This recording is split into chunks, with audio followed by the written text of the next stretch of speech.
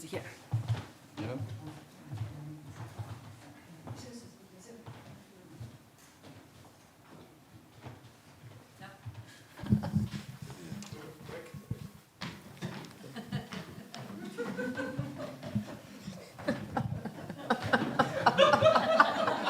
Here. Sorry, we are live streams. Having a small dance in the beginning. Yeah. Welcome to seminar in the series of Heritage Dialogues workshops and seminars that goes through 1 week in this region. And it is international seminar and workshop days that ICOMOS, the World Heritage Organization of World Heritage and Heritage Worldwide, has organized in Nordic Baltic region since the year 2018.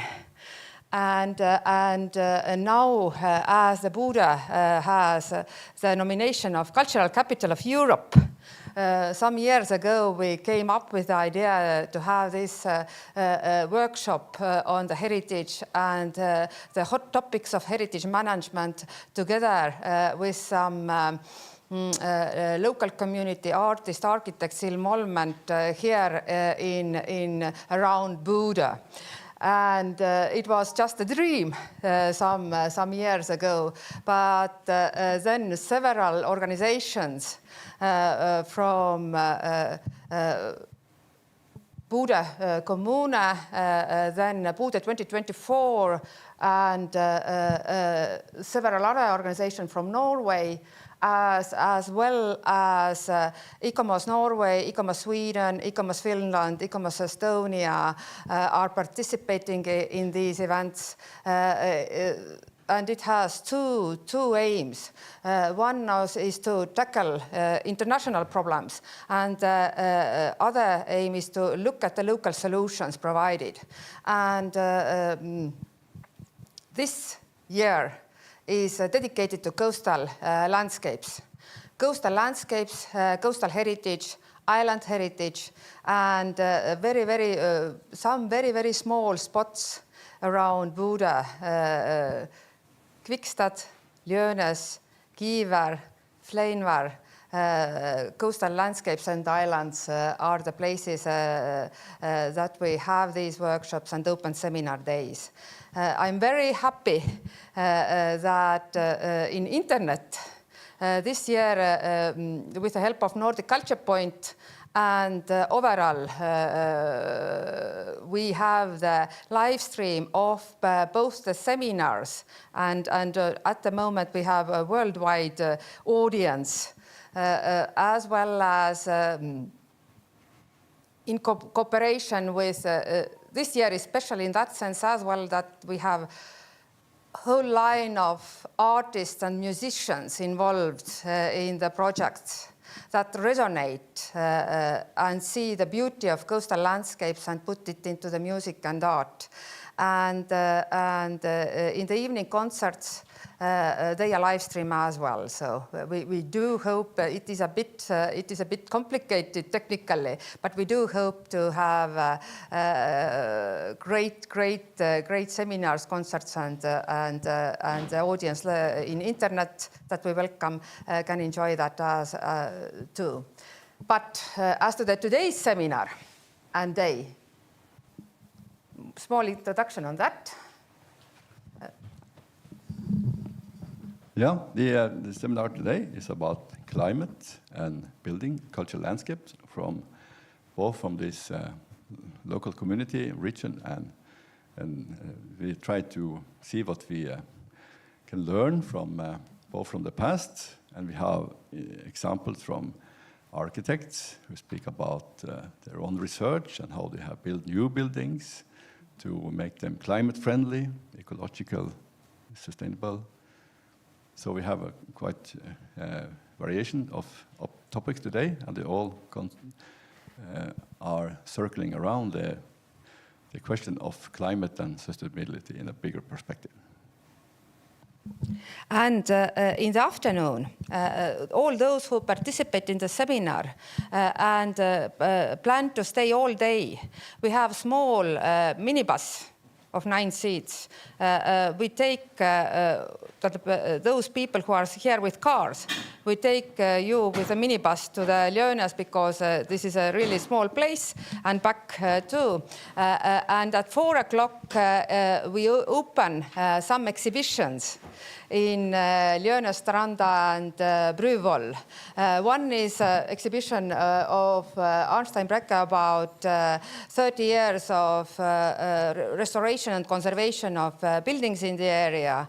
The other is the exhibition of small nation and community in Estonia, Seto nation, special architectural heritage by Ahto Raudoja. The third exhibition is exhibition of Björg Jakkeln, art exhibition small about items lost and found. And then there will be in the old barn exhibition and concert, exhibition of Anne Törn and Toomas Tuul of a light installation and small concert of Villu Veski from Estonia, Christian Plak from Faroe Islands, Even Högset from Norway, and Tiit Kalluste from Estonia. So I really hope it promises to be a lot of rain. I really hope this rain mixes well into the other sounds that occur in this barn. And so I really hope you enjoy all the day. And we start with a seminar part. Yeah. I would like to mention also that there is a focus on history of Ljönes as a place for the thing from the historian Miriam. Jensen Tveit, who will hold a speech about that at Ljönes later in the afternoon after we have left here. So, yeah. And I'm happy to introduce first speaker, Mr. Arnstein Bräcke.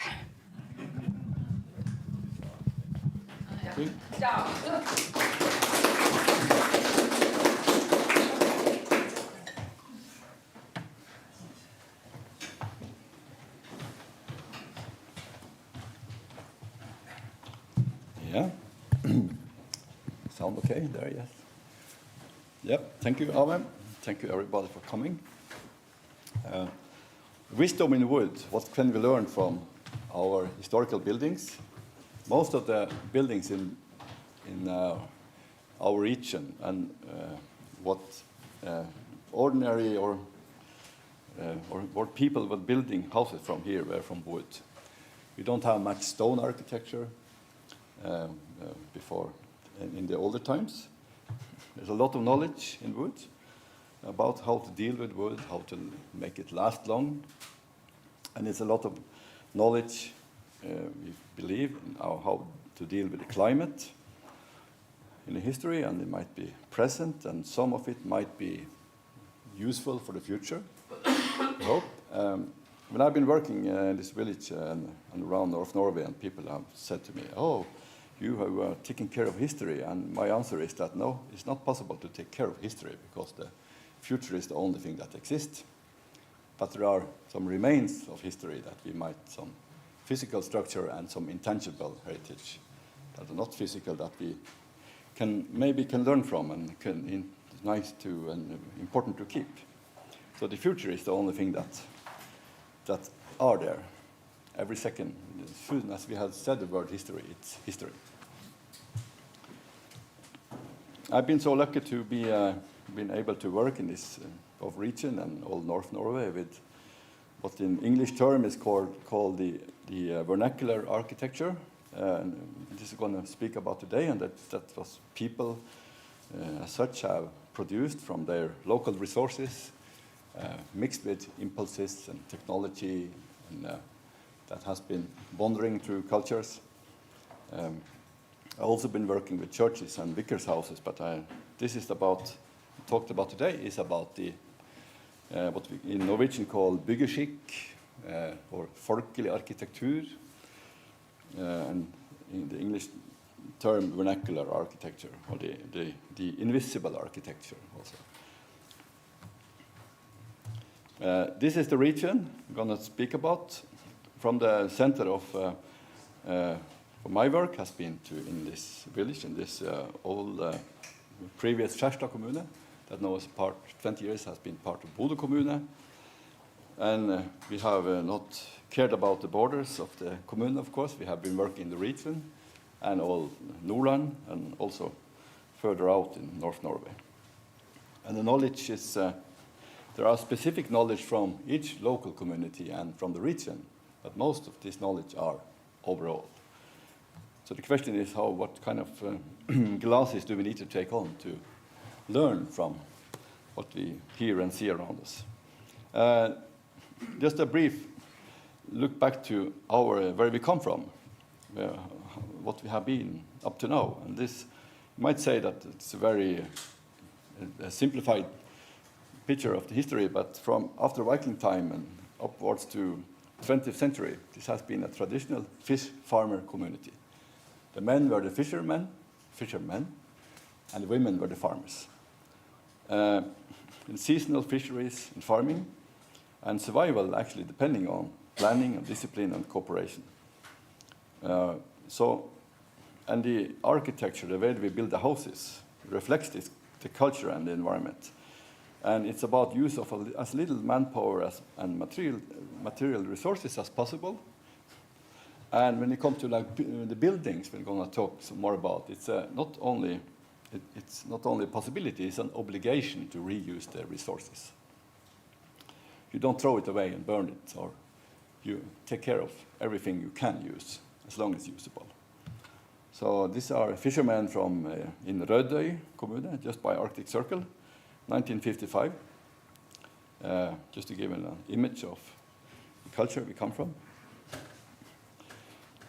One of our learning arenas has been Givær, which we have along this this is out in the ocean west of Bodø, and members of the workshop and everybody are very welcome to go there at Friday. We have an activity there too, seminar and historical walks, both in Norwegian and English. And Givær is a society that we related to from this where we live here. We have been there for summer fisheries throughout centuries, and there's a very close connection to this, to our region here, east of Saltstraumen. So I just want to mention it as a part where we are learning from and taking care and protection. Climate and heritage and wooden buildings. This is has been a part of our own learning. This is a hay shed to keep the hay in the Pietersami area, which we are in now. That was we identified around 1995, the picture to the left, and in 1996 we put we safeguarded it so it should stand and dry, and 10 years later we restored it with the support of the Sami parliament. And in this we took it down. We actually reused 85% of the materials because it was dried. It dried up, and we used all the traditional methods. So this is an example of, we have worked with hundreds of these kind of buildings, and we try to learn from them and change them as little as possible, because the source value or the knowledge value in the buildings are very important for us. So this is in Vesterli in Mesvamarka, for those who are local. Just 30 kilometers from here. This is also another example from the Pietersami area, which led to old Sami Guatti, Kotta, Gamme in Norwegian, that was restored or / reconstructed, but we tried to find out all the history about it. This is in Beiarn kommune, around 60 kilometers from here, up in the mountain.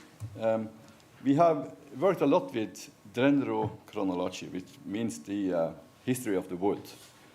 We have dated around 155 vernacular buildings in this region. And we have, that has been going on for 20 years. And two, this show that the yearings of the tree give us exact knowledge about the development of climate, change of climate. And if we are lucky, we can see the last yearing that was produced before the tree was cut, and then we can assume that the trees, the wood was used to build a building that year or shortly after. So it's an exact science.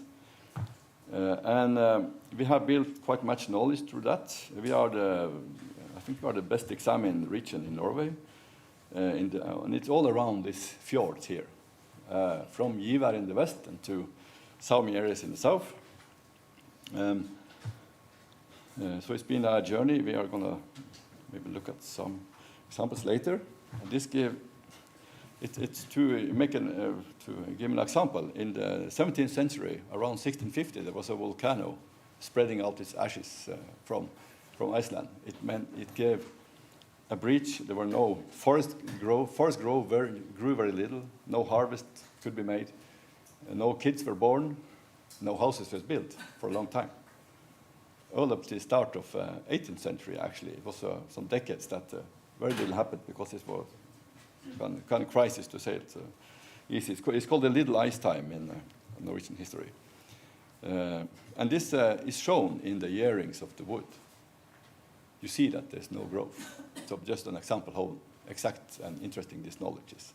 So we have somehow, we have not only somehow, but contributed to the climate research to make more precise knowledge about the development of climate. The houses represent embedded carbon and embedded knowledge. And this house, just across the fjord in Varnesfjord, Fauske kommune, it was built originally in 1631. It has been rebuilt and moved 5 times. We see it on the marking and on the different dating of the changes of the building. And most slow-grown tree we ever found, and the scientists was found in that building. It grew only 16 centimeters in 456 years. The spruce that is planted here, the gran forest that is planted here, industrial, they grow like 4 centimeters per year sometimes. Cannot be used. They don't survive the climate. But this is, you almost don't see the yearings on this, of course. So it's very high quality, and this pine tree. That is the primary building material here. So these are really, so of course we have to discuss what kind of knowledge can it be in this kind of buildings. This is the second oldest wooden building in Arctic Norway. It's in Misvær Nedre, farmstead, 25 kilometers from here. Built in 1528, repaired in 1686. This analysis tell us. Moved in 1757 and in 1895. Now it's protected by law where it stands. So it stands just like that. And of course, there are some damages to it, but it survives. If the roof is intact and there's not too much growing of humidity due to climate change, it might survive 500 years more. We don't know, but it's interesting to see what has made it survive so far. These are just examples of how we have dated and these buildings. In Norwegian, loggjuvings means lofteknute, knut, or dating is the date. You can see examples of the buildings we have dated in this region and the different kind of methods that in the Norwegian name of these log constructions. And further, this is the outspread how the these loggjuvings, the building methods are in the Misvær Nedre and Øvre, Misvær Centrum. And further, the question is then, what gives a long life? Is it the duration of wood? Is it the skilled carpenters? Is it the building methods as such? Is it the reuse and continuous reuse? Is it the plan and orientation? Most of the buildings here stand with the short side, again, towards the wind. It gives less impact on the buildings. Is it a cultural continuation that you just know that you take care of this building and you don't change your way of life, and then if you're still a fish farmer, you use it for the same purpose throughout centuries? Is it the climate? Can that be an answer in itself? Cold climate? Or other explanations? We haven't fulfilled this. We just have a lot of documentation now. And it's interesting to discuss can this material that we have, this overview, can it be used for future buildings, present and future buildings? I think there are some answers there. And I think actually there was Professor Jens Arup Seip, professor in history, who said it many decades ago that the answer might lie in the way you put the question. So there might be something there. There might be different reasons here. Maybe they all are connected, and there are maybe other reasons I haven't seen. This is archaeological finding that was taken out of the soil 50 years ago, and it has the same building method as the buildings who are from 16th century, who are standing around here, like in Gjønes. So there was a continuity from just after Viking time to up to now. This is the Gjønes farmstead, one of the places building the farmsteads at Gjønes, which you are passing later today, for you have not been there. And what is very visible there, and all buildings around here, and is that the buildings are put with the short side towards the predominant wind, and then they are twisted a little, so the wind breaks at the corner. Was the story around here? It breaks at the corner, and they give perfect turbulence, and the wind takes away the snow, and it gives less energy, also less energy use in the building. You don't get so cold if you put it the other way. You have to use insulation to make it warmer. So it's a lot of interesting details here. And this example here from this, the gray building, which you see in the last picture down to the right, we have put this weather wall. That was before too. Painted with fish liver oil. And this protected building, but otherwise these are just gray building that has never been put into any kind of impregnation. It's just naturally impregnated. But it stands, as long as it stands with a short side towards the wind, it has little, also had less effect. So there's a lot, we think there's a lot of learning from that. But, this you also see in the center of Misvær, which is 25 kilometers from here, how the old farmstead was standing in 1895. You can see the map to the right. And still the same structures are kept in that village. And what is the predominant wind there are shown by the red arrows that come from the southeast, make the houses cold, and it has impact on the houses towards maintenance.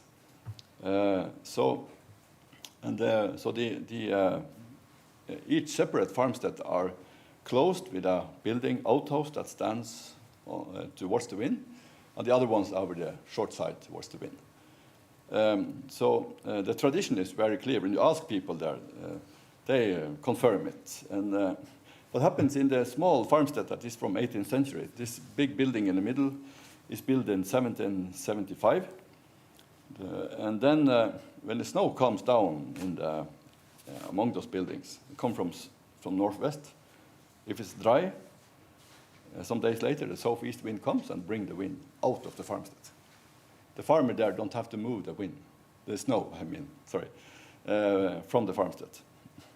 And it's a very practical way to do it, and there's a lot of knowledge built through generations and centuries on this. And the interesting thing that people don't speak about, because you don't speak about the obvious. You only speak about the other things. So I discovered this almost by accident, or through my uncle, who said something a little about it, and we tried to find out about it. And it's a big well of knowledge there, I think. That is, and if this is usable for new architecture, that is up to discussion, of course. It don't need to be so, but can be interesting to know at least. And it has something to do how you repair, how you maintain this building. This is just about some examples from Misvær, how we protect this building. this is a building that we have dated to be built in 1556. It is a storage house, Norwegian Stabbur, and it's the wall that you see with the gray panel now in the building up there was quite rotten, because in 1895 this building was moved out of the old village together with all other houses, and they made this new kind of structure on this farmstead. So they put it into a square and not with a gable towards the wind. That means that the long wall had been rotting through the 20th century. So we just put a panel over it, so it's still rotten behind, but it's dry now. So nothing more happens with it. But on the backside, which are away from the weather, it's still kept very natural, and this is just the original building as you see that in the other. Also from the inside of that wall that was rotten on the outside, up to the right there. So this is the way we work with protection too, conservation of the buildings. We just keep the knowledge as far as possible. So others can work with this too in the future, hopefully. This is an example of reuse, because reuse is very important in old culture. And this is an example I like personally. That is from in Nævelsfjorden in north end of Bodø kommune, where 18th century barn for granary, or for corn, grain, has been moved in, changed into a boathouse, 1894, and then the owner, that some years ago, he has just reused some metal plates, because it, and put on this along in the lower part, because they're coming water from the top and from the road just beside. And this is, after my opinion, very good protection, very easy done. He don't use much money on that. He just took care of these materials. I went to put it up. It took him 2 hours. I talked to him. So somebody might think it's a strange example, but the interesting thing is about the culture and how you actually can very easily protect buildings, and that represent the reuse of materials in a very easy way.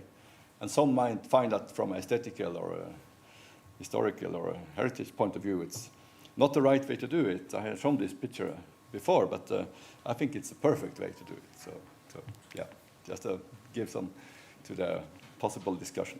So there's a lot of knowledge around us, and this culture here people still know this, and but because it's culture that is changing rapidly, and but there could be some practices, some methods from our past and present that could be used, that both could keep buildings and knowledge in better shape and let it stay. This about prolonging lifetime is an important thing about buildings. So that's what he has done here. It can be changed, of course, other methods in the future. It must be sometime, but not now, I think. So when we look to the future, if we look at the bigger issues of our time, coming out of the Cold War, and then we learned about the changing climate, which is the bigger, the very big issue. And then we might learn that because the old culture, you really see that the survival about dealing with climate was depending on planning and discipline and cooperation. And people here were, and as everybody else, were working closely together to use as little resources as possible to get the best possible outcome for the future. Thank you.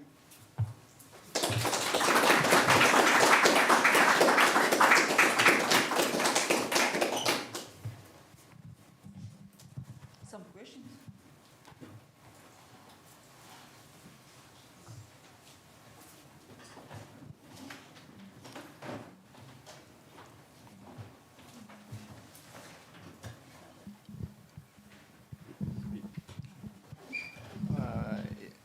Isn't it important to choose the right tree when you build, when you are going to sustain the building for many, many years? That's perhaps one of the critical parts, that you choose the right tree for making the materials? Yes, that's absolutely a point that in the older culture they were very deliberate, and they knew the qualities of the forest. For example, they used quite much aspen. They did it here at these villages too, and there are a lot of place names that say that there's growing aspen in these hillsides and so on. And that is typically a place where the good aspen trees were growing, because the aspen stay for a long time, but they're very different from place to place. So people knew before, and still some know, how to pick the right tree, and the same with the pine tree, and the birch also. So it's, of course, you must, the ideal is to, if you're repairing these older buildings, that you should use the same quality, find the same quality of the forest and the trees. So then you keep both the integrity of the building, and you may make it survive longer.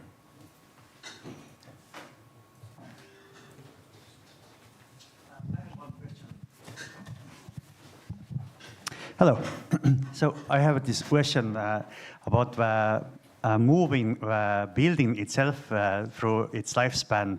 As you told us, it had been like 6 times even for one building. So have you studied that? Did they continue the same orientation in the buildings when they moved it from one location to other, or has it been turned to just keep this rotten wall faced another direction in the next location, or is it the same always? In general, the impression is that it's the same, but all up to 20th century. But then it's so that we don't exactly know how it looked like in the 16th century and the 17th century. So they can have, sorry, can maybe have other practices, but the general image is that our building culture is that you have maybe the bigger buildings were standing with a gable towards the wind, and then the smaller buildings could be the other way on the angle between the bigger buildings. And that we see, for example, from these drawings and map from Misvær's village in 1895. And some of those buildings we have was moved out in 1895 to new farmsteads because of the new politics to make separate farmsteads. And then we see that, as I showed the picture of the wall that was rotten, because we have the documentation that 1895 was standing very close between two bigger buildings, and then it was turned into with a long wall towards the weather. That has made it into, after 400 years, it started to rot, but it has been kept all the way. So we must assume that they have been very aware of it through the history. But of course, there's a lot of things we don't know. So we cannot say, many times we cannot say exactly how it was standing, but it's overall, it's a very reasonable way to do it. And the traditions say you do it like that. So then I think it was like that in the 16th century too. So, yeah. Thank you, Arnstein. We are already over time, of course, so let's have the rest of the questions during the lunch break. I'm very happy. Thank you, Arnstein, again. I'm happy to present next speaker from even far more north, Randi Sjölje, who speaks about climate science behind Sami buildings. Yeah. Functional and climate friendly.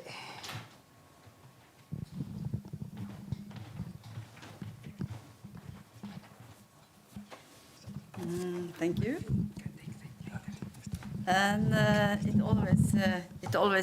it is always interesting to listen to Arnstein when he's talking about buildings. He has been important informator for me and for the Sami parliament in this area about the Pite-Sami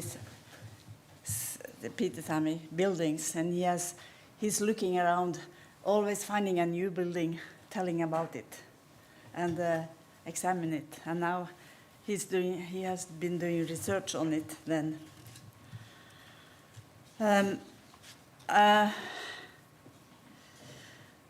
I would talk a bit about where is the button here for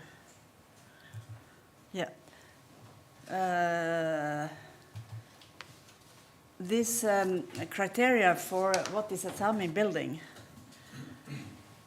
And you know all that the Sami settlement areas is in the north of Norway, Sweden, and Finland, and there where the Sami has lived together with the other people. But how to declare that this is a Sami house, this is not a Sami house, and because the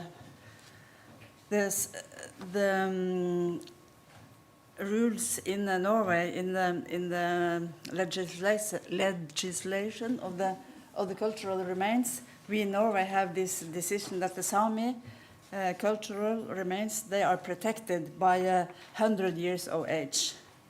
So that it was very difficult to find whether this house is Sami or is it Norwegian. Then, according to the Cultural Act, they had got another protection. And when I started my work in 1990 with working with Sami buildings in the Finnmark municipality and later in the Sami parliament, we tried to examine these things. How can you say this building is Sami? And we did some research. I myself did, and other people did.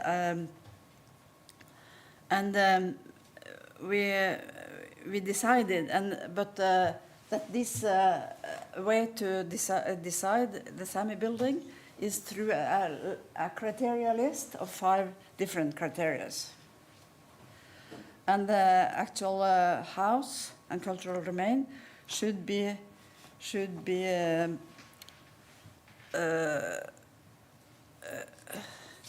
taken up to these criteria, and a conclusion should be made. And for instance, which historical and cultural connection is the house standing? Which function has it got? In which environmental connection is it?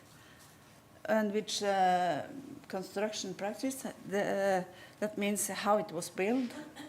And at last, what did the local society or the owner itself say about this? Is it a Sami building or is it not? So this has been a long way to decide that according to the law of the cultural remains, what is a Sami building? We are using these things.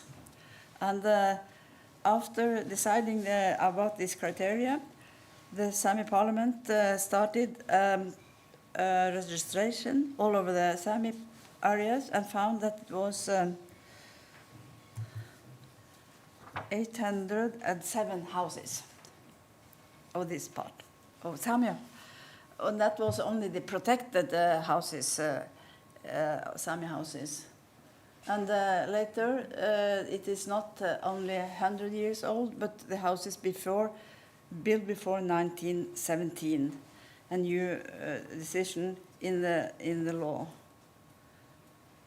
Built for 1917, and you can see here 807 houses, and about this, about 320 storehouse, and in the map you can see where they are, the green dots in Norway, on the Norwegian side of Sami. On Swedish side, there is different. We don't deal with that. And you can see from Finnmark, some of the coastal Finnmark was burnt down during the war. There is no one of these old houses, of the Sami houses. But in the inner Finnmark and in the Tana Valley and in Troms, there are many, and some here as well in Bodø.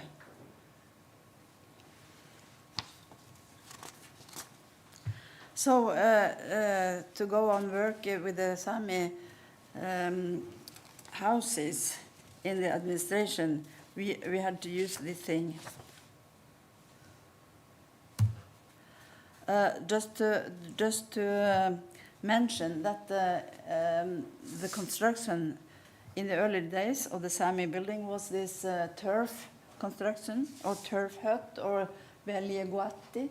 It was about 3 different main constructions. This round with the bows. This is with turf, and the square with the corner post and rafter logs. And when it was used as a living house, like this. And when it was built with a living house and cow house together.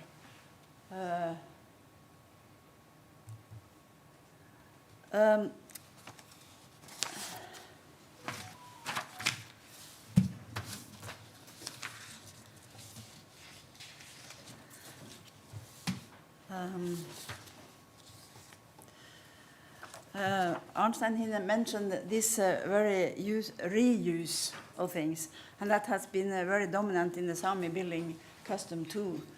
And here you can see this reuse house with a roof, with the oil, what's called in English, with this oil barrels. Oh, that was with the oil barrels. And the wall are used from fish barrels, pre-cut words. So this is, I think I find this very fantastic and beautiful, and very good for the nature.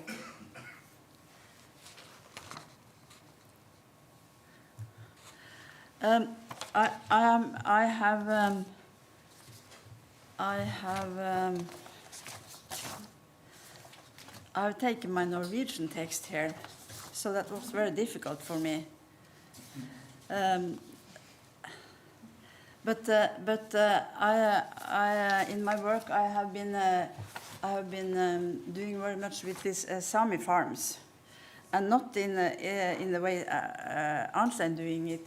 I have been working with how are these farms organized, and they are organized. I will take you into 2 different farms, and the one is in the south area of the Sami, in Essandheim, that's near to Trondheim, and you can see here it is. There is no square, it's no line, it's no pattern. It is a free form. It's an organic topologic model. So that was a dominant way of building a Sami farm, as I have discovered it. And there were a lot of small houses in the Sami farm. They were built like this around a small waterfall there. And at first they built this guatti. And later on, they build more houses. They build log houses, they build storehouses, they build summer houses. And they could have their washing place inside this waterfall. And all the houses had different constructions as they had material and knowledge to do. And I also found that they repaired their houses and changed them. For instance, a house that had been a cow house could be a storehouse, and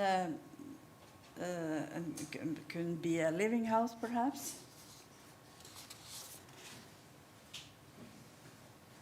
And also in these old farm places, there were very often traces after after old houses, real old houses, old turf houses, or even older houses. So the family placed their farm maybe on a place where their family many generations before had their farms.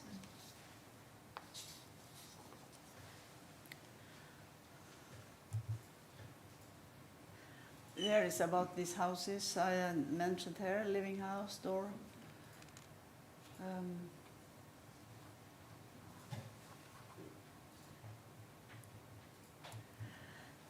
And important there, this information man told about the history and how it was used, how they repaired it, and how they brought the material up to this place, because there were no road, for instance, to this Essenheimen. It was just going to cross the sea.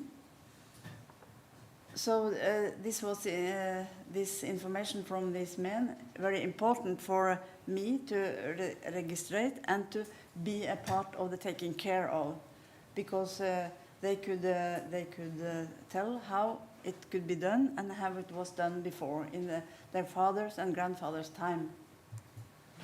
The other farm I would like to tell about is quite north at the Tana River. You can see it here with the living house, turf houses and the storehouses back there. These two has been in the family for many generations. They have changed it a bit, moved the houses, and these turf houses have been changing from house for the cow to house for the sheep, and they have been repaired. And a turf house is said to last 30 years, but if you repair it and get on new turf, it can last many years. And if you get in a new construction, it can last even more. This was not so many houses here, but some of them. And this living house has now, in 2010, been extended to another living part, so there can be 2 generations live together there.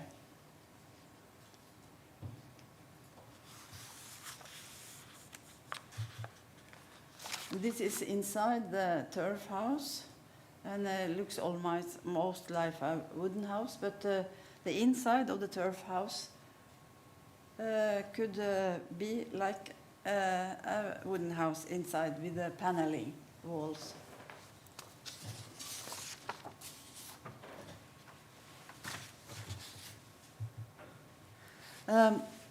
About this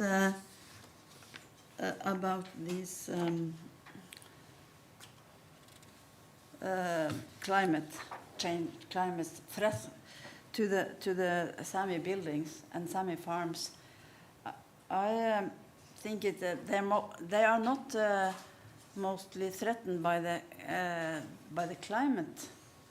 The farms and their conditions of the houses are more threatened by the economy in the country and the economy in the Norwegian and economy for the districts, because many of these farms, they are laying in areas where the agriculture are shut down, and the people are forced to shut down their work there. They're forced to move, to leave their farm.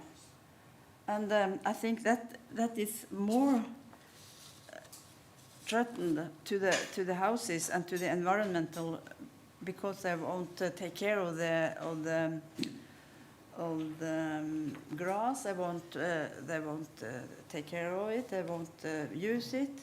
They won't have the cows there, and gradually will the landscape grow, and gradually will the houses fall together, and the roofs will let the water in. So I think that is more threatening for the architecture on these farms than the changing of climate. What can save these farms are that the families are moving back and using them as holiday places, and in that way restoring and taking care of the landscape and taking care of the houses.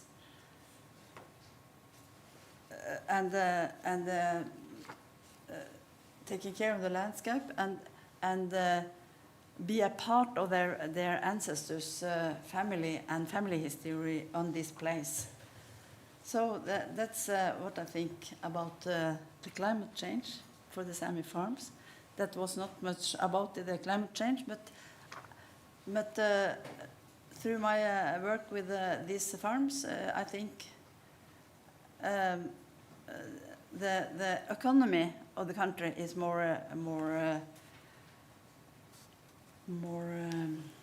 is the most thing to take care of.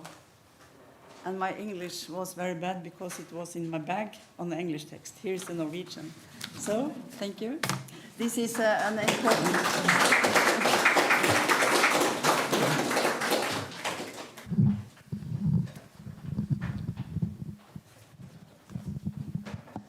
Randy, but what kind is the floor on in the Daft house? What kind is the floor? Floor material in the Daft house? In the third house? Yeah.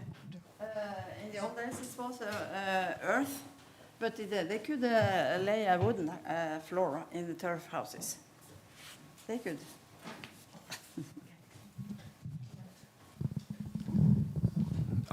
Maybe I can just make a short comment. And when I started to work with all buildings, Sami buildings, one of the first persons I talked to was Randi. There was very few persons who dealt with this 30 and 31 years ago, so it was very fruitful. I want to say you have been very important for the Sami Parliament. We started with the research project and then work in the Sami Parliament, and because the story was that the lawmaker, the Parliament, when they added to the law on the Heritage Act in Norway in 1978, they said that the Sami culture should be protected, but they hardly or maybe not thought about buildings as such. So it's been a long work about how to define a Sami building. And then in that work we have been very important, and the Sami Parliament took after some years this seriously, and that has been developing this work that's been done. So it's been a pleasure to work with you too. So thank you. I will do to say that.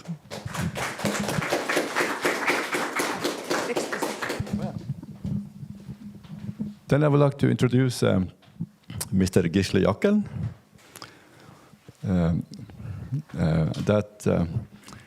Is an architect, senior architect, and has been very active both in ICOMOS International in Norway and in the National Trust, the Norwegian name Fortidsminneforeningen, through a very long career. So I'm very happy that you are here, Gisle. Welcome. Thank you.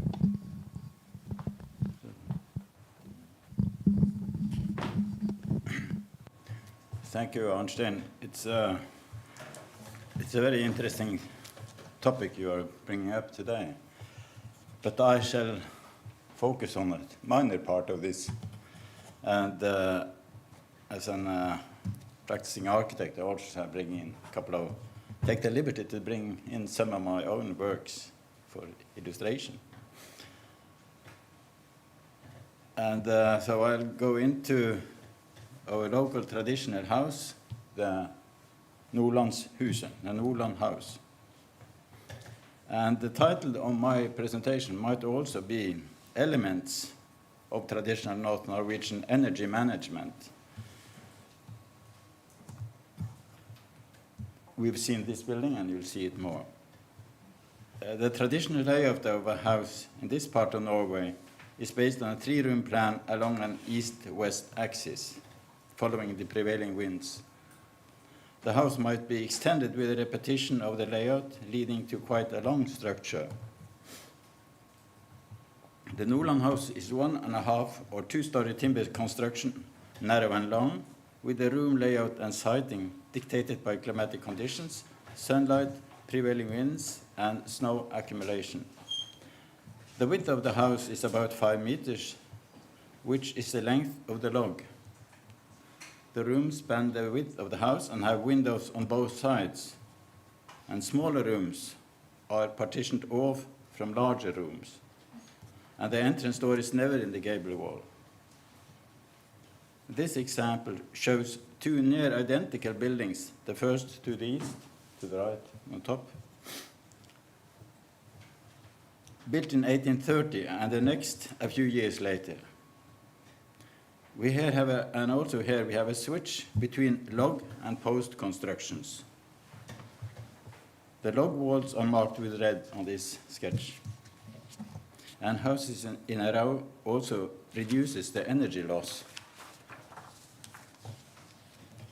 Basically, a log building requires more timber than a post and truss building, especially for the islands and coastal parts. Near to the sea, high-quality timber is not easy at hand and had to be transported from the inland. The log building is more expensive than a post and truss building as it requires more timber for the log structure. A log construction gives better thermal insulation than a post construction with its thin boards cladding. The log wall has a minimum of 12 centimeter massive wood on the coast, normally with wooden board cladding as protection against the rain. The log wall stops the wind from penetrating as the logs are put on top of each other, and compression by the weight gives a tight wall. The log construction was used for rooms for living, but also for the byre and where the animals could keep warm through the winter. And here we have a switch between log construction and post construction. The shelter construction to the left is a mixture of log and post construction. And this is widely used for storage buildings and boat sheds, as the planking gives good cross ventilation as well as easy access if a wider opening in the wall is needed. And for the other two buildings, we see log walls used for cattle and simple board cladding on the barn and other outbuildings.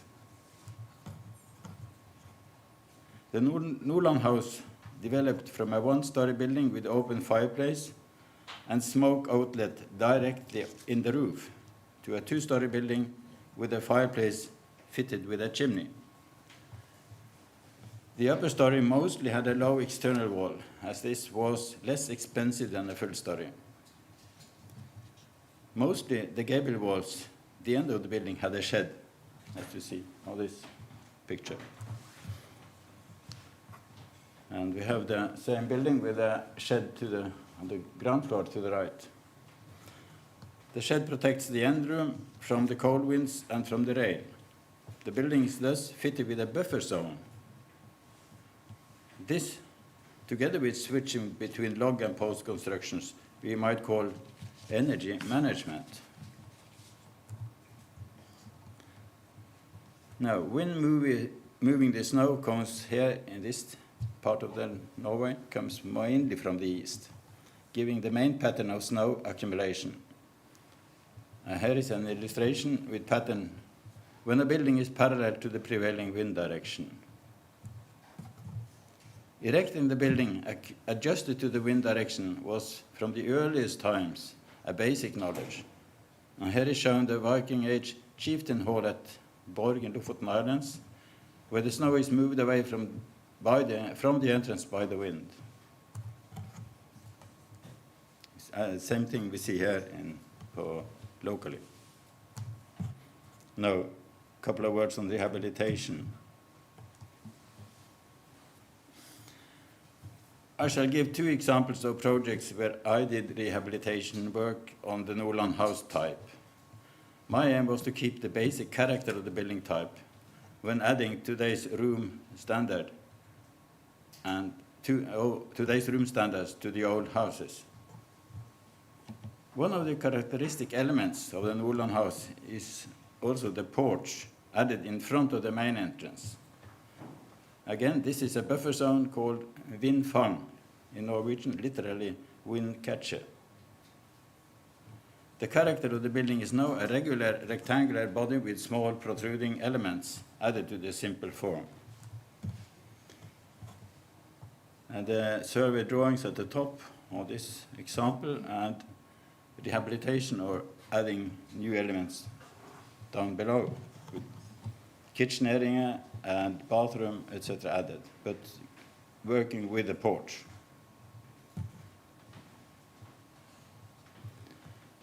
Another example further north, with as it was, traditional open landscape thing in the spring. And then has the survey drawings. Again, the porch, in this case, actually had a bathroom fitted in the 50s, 60s. And they wanted more openness, more today's standard with kitchen dining together and more light to the living room. So I adjusted the porch theme in this way, with the section and elevation drawings, and seen from the south side and from the north side.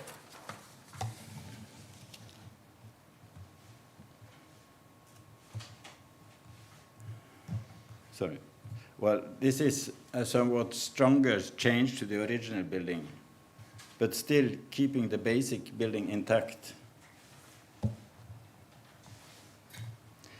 A couple of more words on turf. And turf is another example of using local and ecological building materials. The use of turf has long traditions in Norway and Iceland. And recently, this tradition has been revived because of the excellent ecological qualities of the material. The use of turf as roofing has for us been the simplest and cheapest material. Earlier, turf was used in all the Nordic countries. However, from the Middle Ages, turf went out of use in Denmark, and here the use of thatching became more common. In Finland, the use of boarding from eaves to ridge became the normal cladding from the late 18th century, when steep roof slopes came into fashion. This was also the case in northern Sweden. In Iceland and the Faroe Islands, turf was in use up to the beginning of the 20th century, mainly in connection with turf walls. And as we've seen the picture from this farm, use of turf traditionally. The turf roof has qualities that appeal to the architects and builders of today. Here is our private house in Bodø from 1981. The qualities of turf roof could be summed up a couple of points. Ecology, use of natural materials, local materials, i.e. short transportation. Sound insulation, important in cities and near airports. Thermal insulation, spreading of the rainfall over time, very important these days. Simple maintenance. The birch bark may last up to 40 years before having to be replaced. The grass does not have to be cut. Though one should bear in mind, the growth of bushes should be hindered as the roots would damage the birch bark. And learning from the traditional openings to the south and smaller openings to the north. And inside, untreated wood. And we see the plan drawings with the openings more open to the south and less to the north.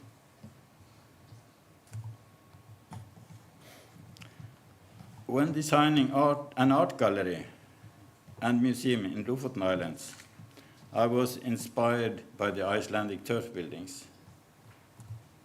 The site is adjacent to the medieval fishing village Vågar in Lofoten Islands, a protected archaeology site. Vågar was one of the largest fishing villages in northern Norway in the 13th century, and we see all turf housing. So my design was as inspired by the Icelandic turf houses, with room added to rooms through thick walls. And use of turf on the roof and the walls.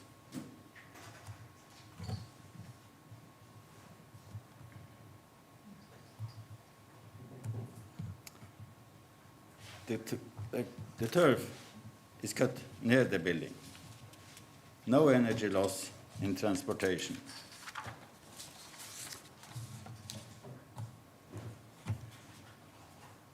And traditionally, the roof construction was simple with use of materials from near the building site. And the bark here is overlapping with up to 4 layers. And we saw these buildings yesterday.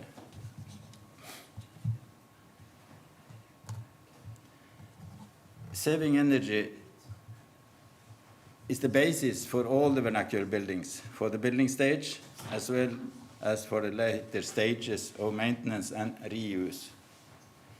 The chilling factor of the wind, the warmth of the sun, and the use of local materials are traditional knowledge from our history to be applied for the future in our northern countries. Today's architects in Norway, as well as in the other Nordic countries, are in a process of a deeper understanding of this heritage and of the critical climatic elements when designing buildings. Thank you.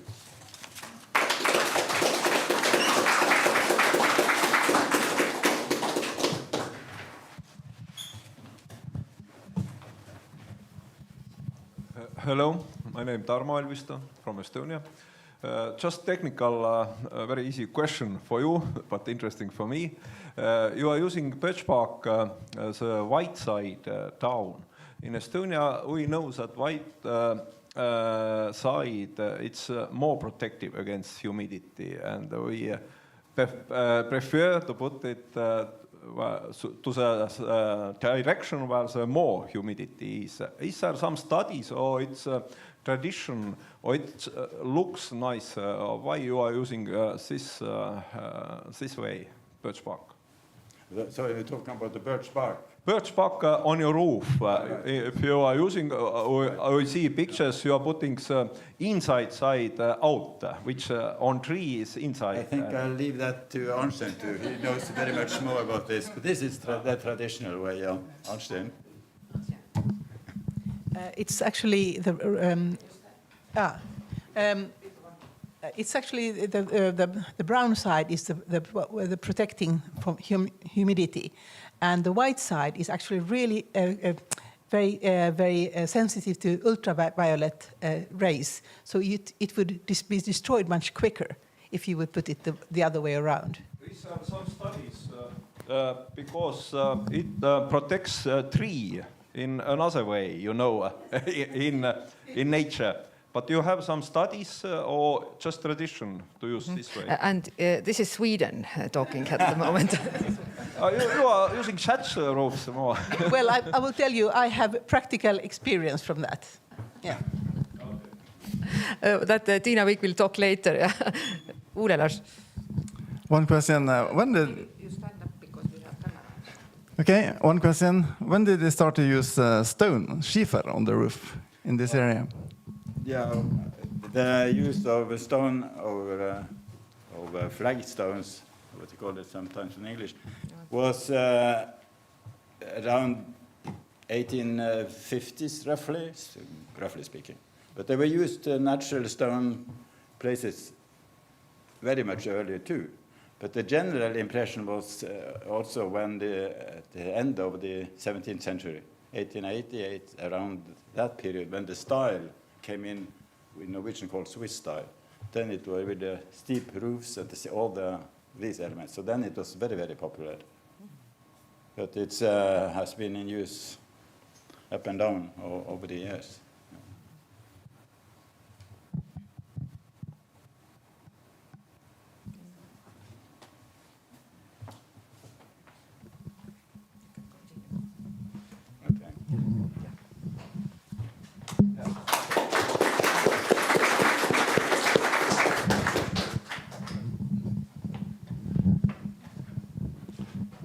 Thank you, Gisle. The matter of the birch bark will be a topic for a separate seminar, I think. Scientific research. Yeah. Here it comes. So, the next. Yeah, of course. Yes. Then I'm happy to introduce the next architect, actually, Mr. Even Aushan, that is architect and have his own practice in Bodø. So I have been happy to work a lot with Even through the years, especially with the Vickers houses, about renovating and restoring older wooden buildings. And Even has been an active debater in about Bodø's development too. So welcome, Even.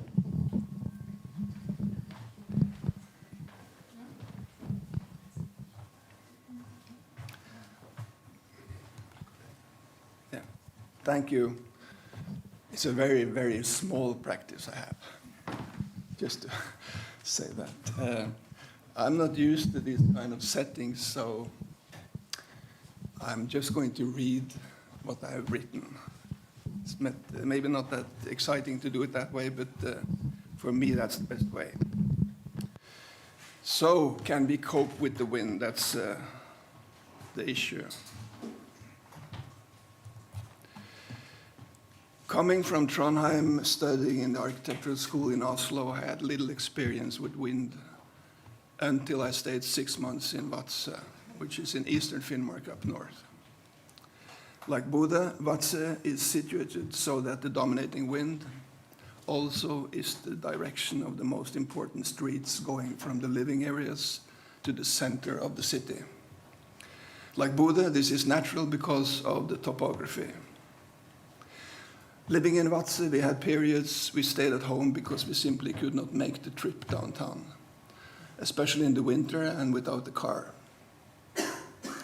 We stayed in Vadsø because we were doing a paid project about possible improvements in the urban areas for the country municipality, and also because we needed a break in the studies.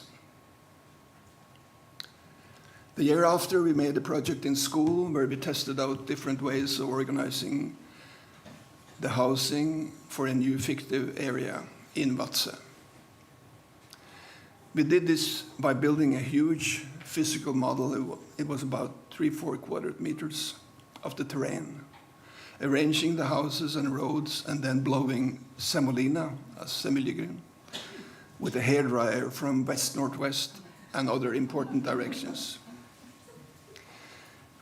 We worked nearly 5 months with this, using about 6 kilos of semolina.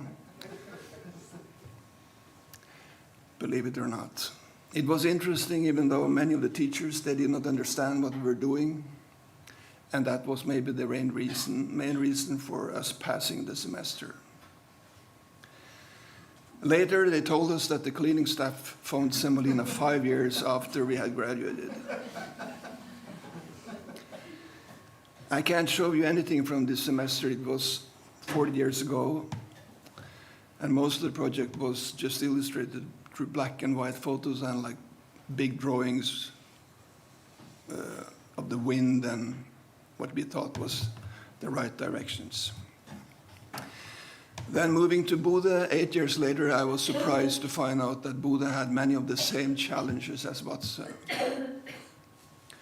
Until they started building a number of tall buildings, I accepted the fate of the city and concentrated my interest on wind and its influence on small architectural improvements in our own projects.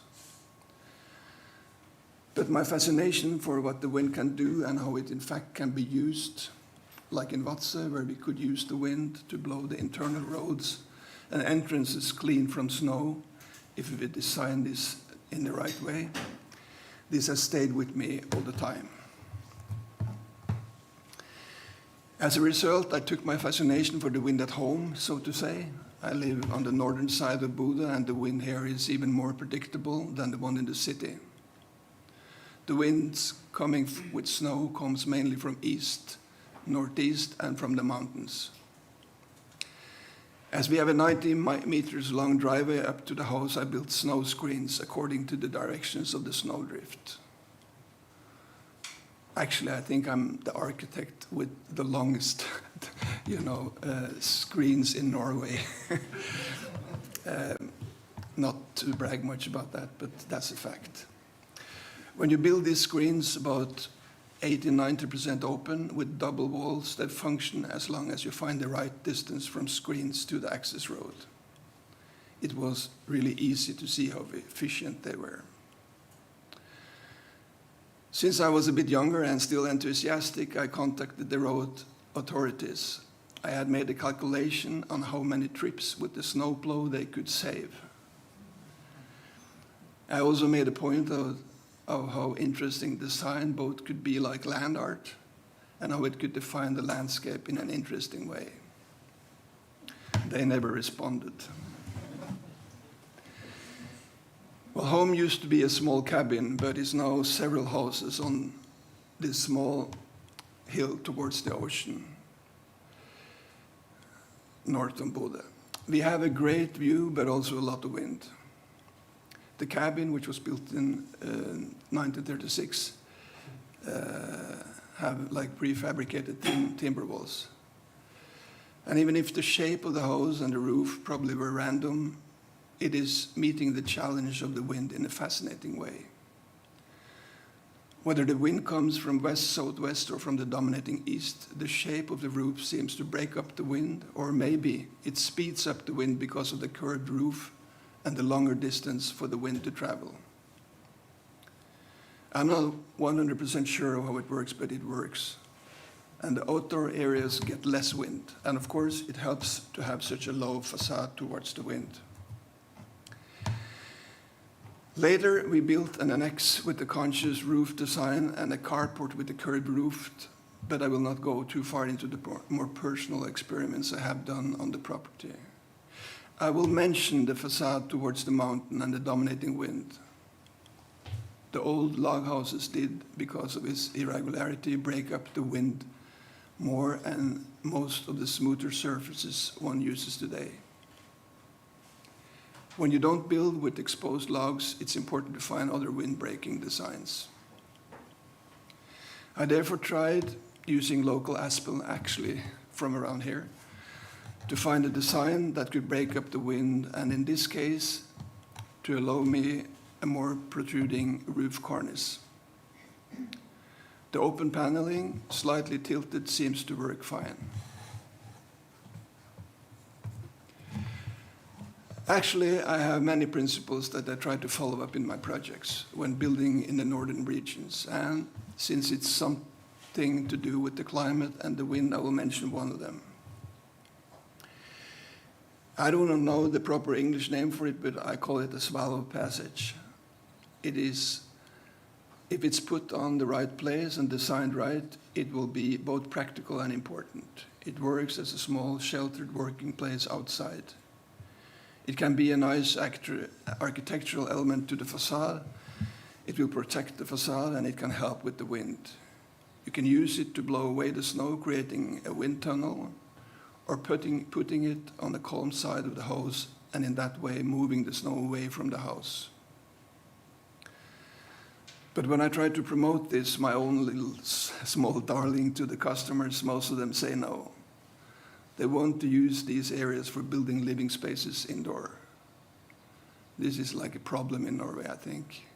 And as long as these square meters counts in the total build-up area, it is often hard to argue. Then to Bodø, since that is the closest city and at the same time a city that too often gives me the shivers, so to say. Not because of the cold, but because of the lack of understandable strategies and principles in planning and house building. I work in Bodø, but I usually say I don't live there. I'm simply a bit embarrassed. The design of Bodø in general, especially downtown, could have been worldwide famous for a city taking care of the wind, coping with the wind, and using a design respecting the wind. The headline for this small talk is, can we cope with the wind? And the answer is probably yes. But in Bodø, it is a big no. Some people say that the inhabitants in Bodø are born with some sort of wind competence, or they learn it. After some years, you know exactly where the wind will hit you, where you have to hold on to your hat or to your skirt, how to walk, bending a bit forward, but not too much. In combination with icy pavements, it can be great fun to watch this when you're inside. Many seems to be proud of the wind as a phenomenon, but it does something to us in the long run. It is a problem for the houses, and it is a problem for people because you stay more indoor. We have problems creating good meeting places and public spaces outdoor. The tall buildings situated in what I call random places gives us more shade, more wind, and less view to important and iconic landscape scenery. Due to the wind challenge, you could expect the wind to be one of the main issues in the municipality's urban planning. It's hardly mentioned with the word. In Bodø, it should also be on top of the checklist when building new houses, but it's not even on the list. Just think about the urban planning and architectural design in Bodø if it had one common intention of taming the wind, controlling the wind, and showing buildings, building forms, roof forms, and facades that took a stand against the wind. With the climate changes, this knowledge could be both important and it could be a competence that Bodø could promote and sell.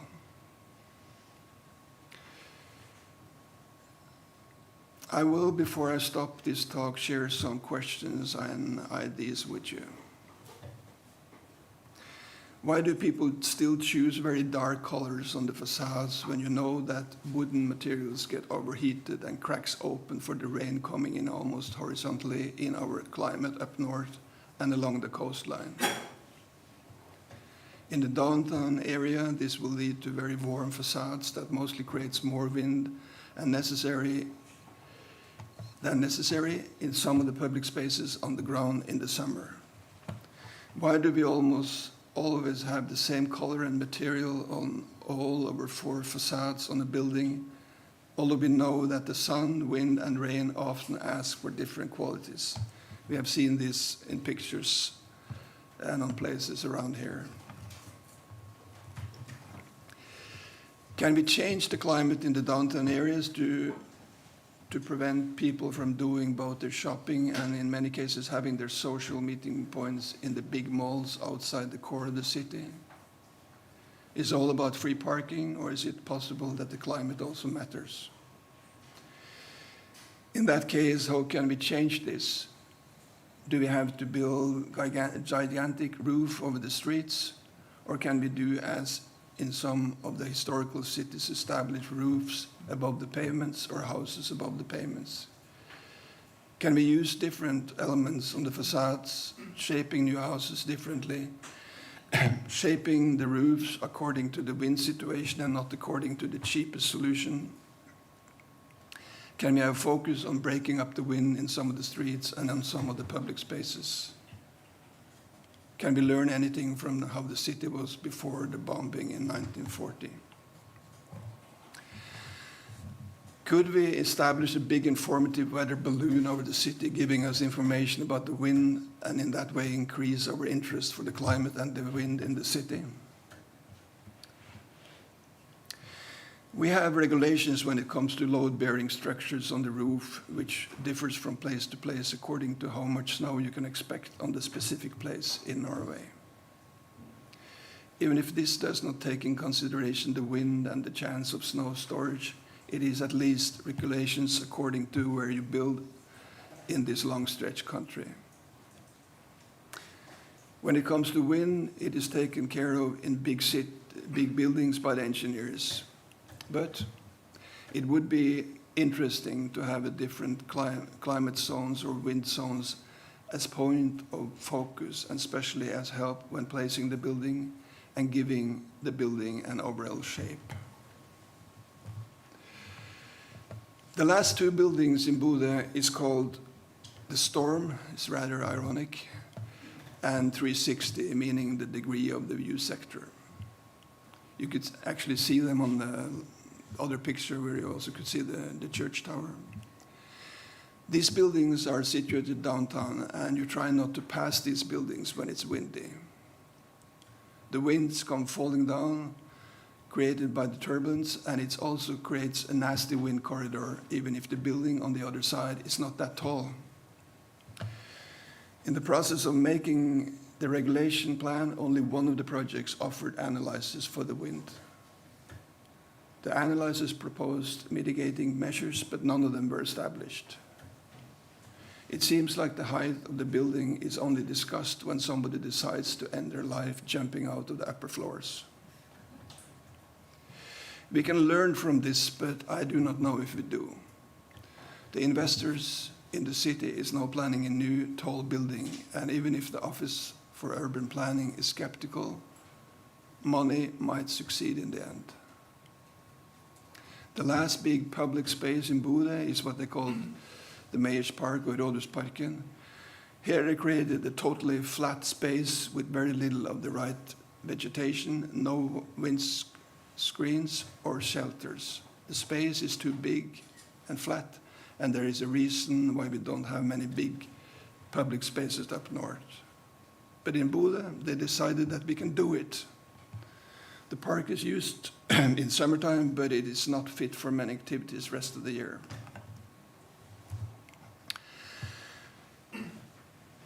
They are now planning for a new city because they are moving the airport. I do not have much time to go into this. They all have many questions to the plans made by the architect Henning Larsen or his company. The urban planners have many important and promising issues in their preliminary plan. But again, climate and wind is not one of the top priorities. The last design guide for what they call Hernesmyra shows a radial street design, which is an improvement from the rectangular design following the landing field's direction, which was the first one, and which will be the first solution. But planning is one thing, building is something else. Thank you.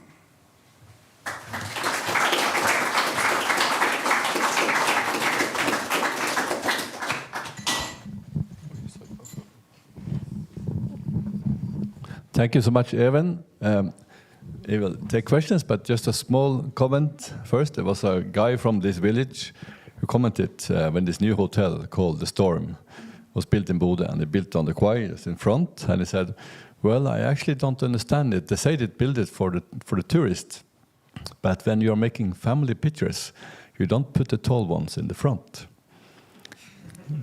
So, yeah. Are there any questions, comments? Yeah.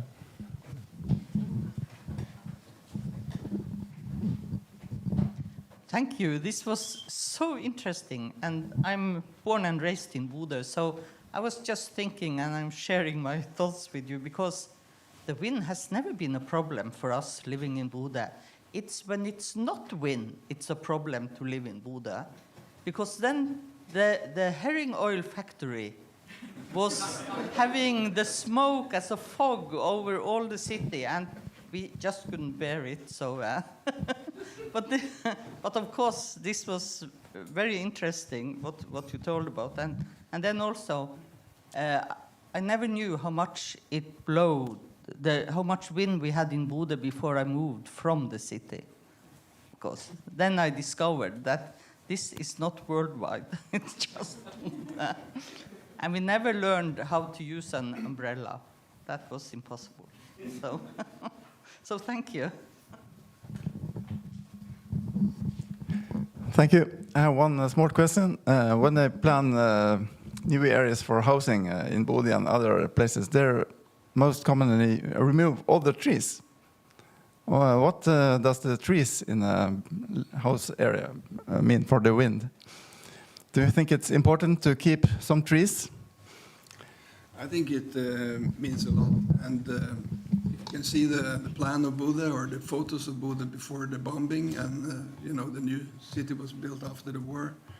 There were a lot of trees, lots of, you know, like fences, and the streets were more irregular than what you can see today. So Even people maybe think that it's only the big things you have to do.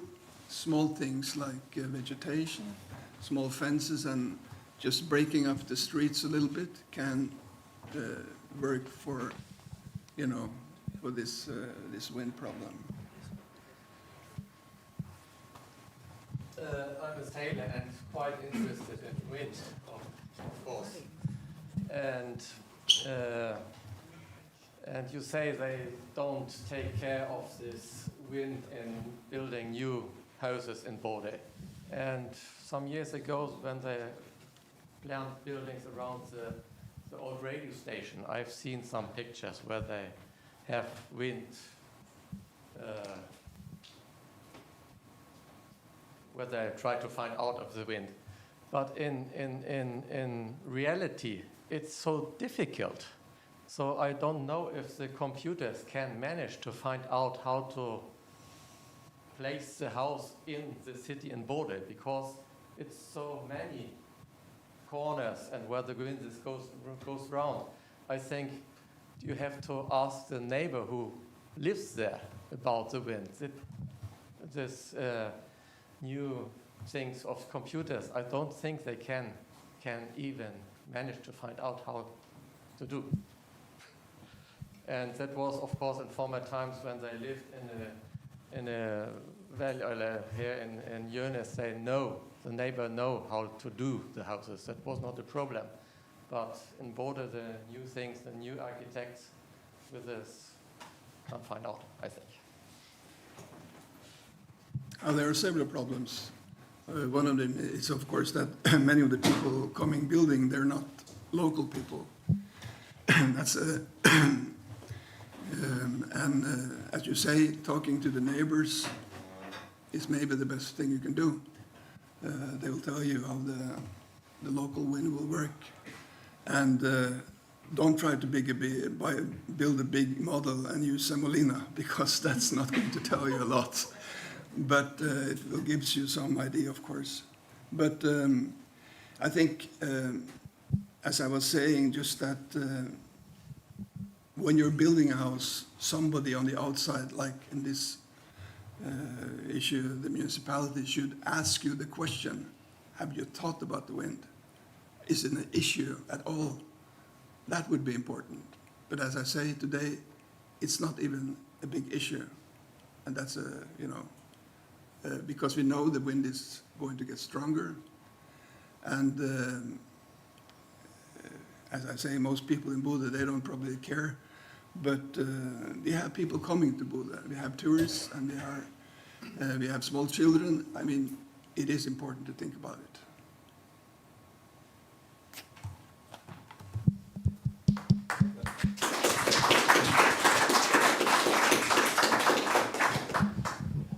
Yeah, thank you so much, Even. Then the situation is so we have 2 more presenters before lunch. So since you are very polite and solid people, we are taking these 2 presentations, and then after that is lunch and coffee and all.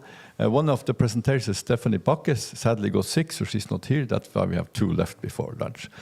And now we are going over to the research part, documentation part. We are also happy to have Mari Sand Austigard here, who works in a company called Mykoteam, and they do research on biological damages on buildings, wooden buildings. And as I guess we will hear about, one of these buildings that in this national research project is actually at Jønes, one of our old buildings. So welcome to Mari.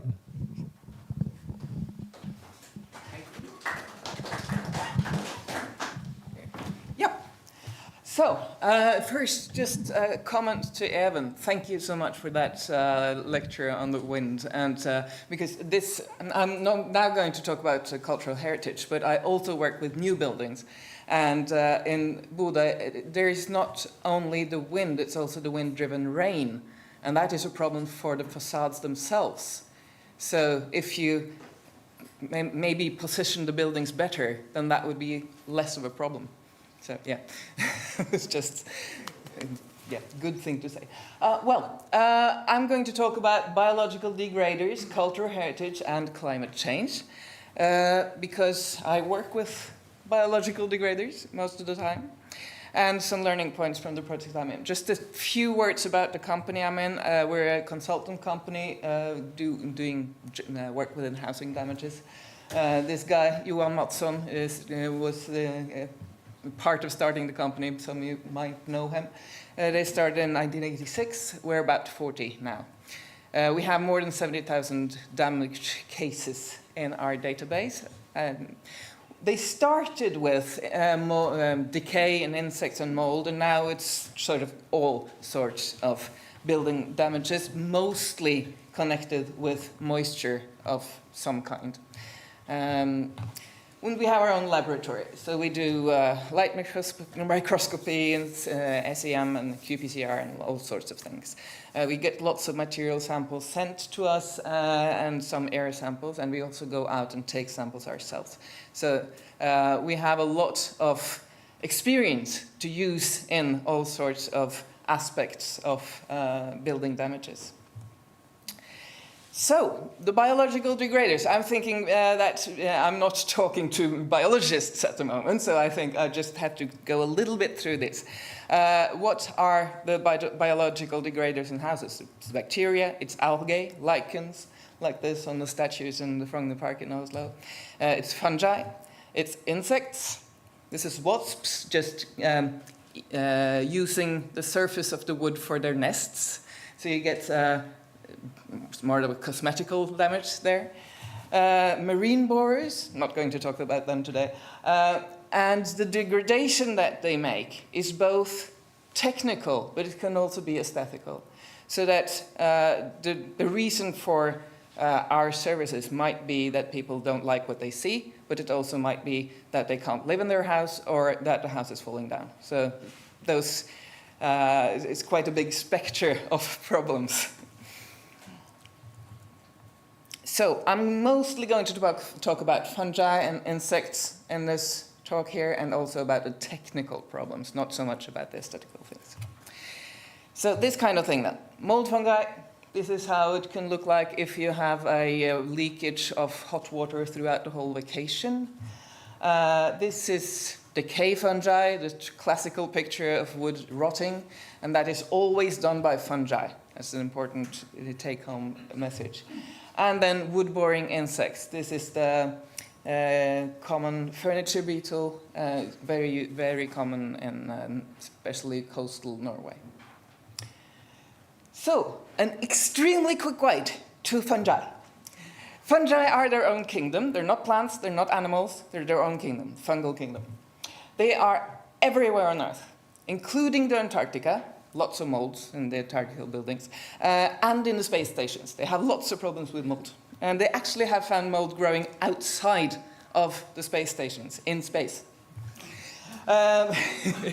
Fungi use organic materials for metabolism, as we do. So they're net consumers. The plants make the organic materials, we and the fungi eat it. And in the houses, we call damaging fungi that we see in houses. We group things as we see them because we are a visual species. So we group fungi in mold fungi, which we see as mold, and decay fungi, which we see as decaying wood. And fungi they digest their food outside of their body. We take the food inside and digest it in the stomach. They have to send out their digestion materials, digest the food out there, and then bring it back. That has to happen in water. So that the saying that dry wood doesn't rot, that's absolutely true. Because if there is no water, then the fungi can't digest. So this is just the main thing. That's why we work a lot with moisture measurements and moisture considerations. So available water is an absolute necessity for mold growth. And they have temperature preferences. That depends on species. And mostly they prefer the same temperatures as we do. So it's hard to use the temperature to avoid fungal growth. The life cycle is like this. They have spores, little tiny, tiny seed things. They germinate, and then you get hyphae, and then you get a mycelium, which is just a large amount of hyphae, and then they sporulate. So the spores are tiny. You can't see one spore, but they are very abundant. We are breathing spores all the time. Fungal spores are around us at all times. And one sporulating dry rot fruiting body gives millions of spores. So the spores, the availability of fungal spores is never what hinders fungal growth. There is always spores available. So if the conditions are right, then the spores will germinate. So it depends on conditions, not on availability of spores. If you have a moldy gypsum plate and you put your finger on it, like that, you will have about 500,000 spores on your finger. That's how tiny they are. So we're always surrounded by them at all times. Mold fungi, they're a surface phenomenon. You see them on the surface of things. In a jam, they might grow inside, but mostly they grow on surfaces. They depend on water activity, which is the relative humidity directly above the surface they are growing on. And directly above, then I mean in spore terms. So that's micrometers. That's really, really directly above. They degrade easily available sugars, starch, cellulose, that sort of thing. They do not degrade wood. They stain wood, but they don't degrade it. They can't tear it down. They can cause discoloration. They may look bad, and they can smell. But the main problem with mold growth is that they are prolific spore producers. They produce a lot and lots and lots of spores. So they produce spores that are tiny, even tinier than the decay fungi. So they can get into your lung systems and your alveoles and they cause respiratory problems. So they make indoor air problems. So they are not a constructional problem as such, but they are a problem for the people using the construction. And there are myriads of mold growth or mold species, and they are adapted to all sorts of different conditions. Decay fungi are wood specialists, and I'm a wood technologist, so I like them. They like the same things that I do. They degrade wood, they give loss of strength, they give structural damage, and brown rot, which you see like that, they make kind of square cracks in the wood. They can cause, if you have 5% of weight loss, you will have 50% of loss of elastic strength, so bending strength.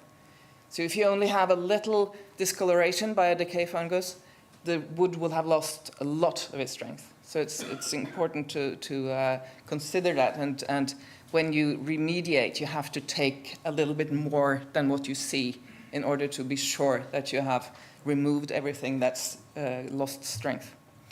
There are three types, and again, we put them in groups after what we see. So you have white rot, the decay looks white and fibrous. Usual in the forest, if you see a branch that's rotten, it's usually fibrous. That's white rot. You have soft rot, the decayed wood looks a little gray, and you can scrape it with your finger. And then you have brown rot, which is the classical housing decay, which looks like that, with square cracks. So this is the most important ones in buildings. There are many species of these as well, but only a handful are common and important in houses. And one of the biggest ones is dry rot, Serpula lacrymans, which is sort of the big scary one. But there are maybe 4 or 5 that we see very, very often.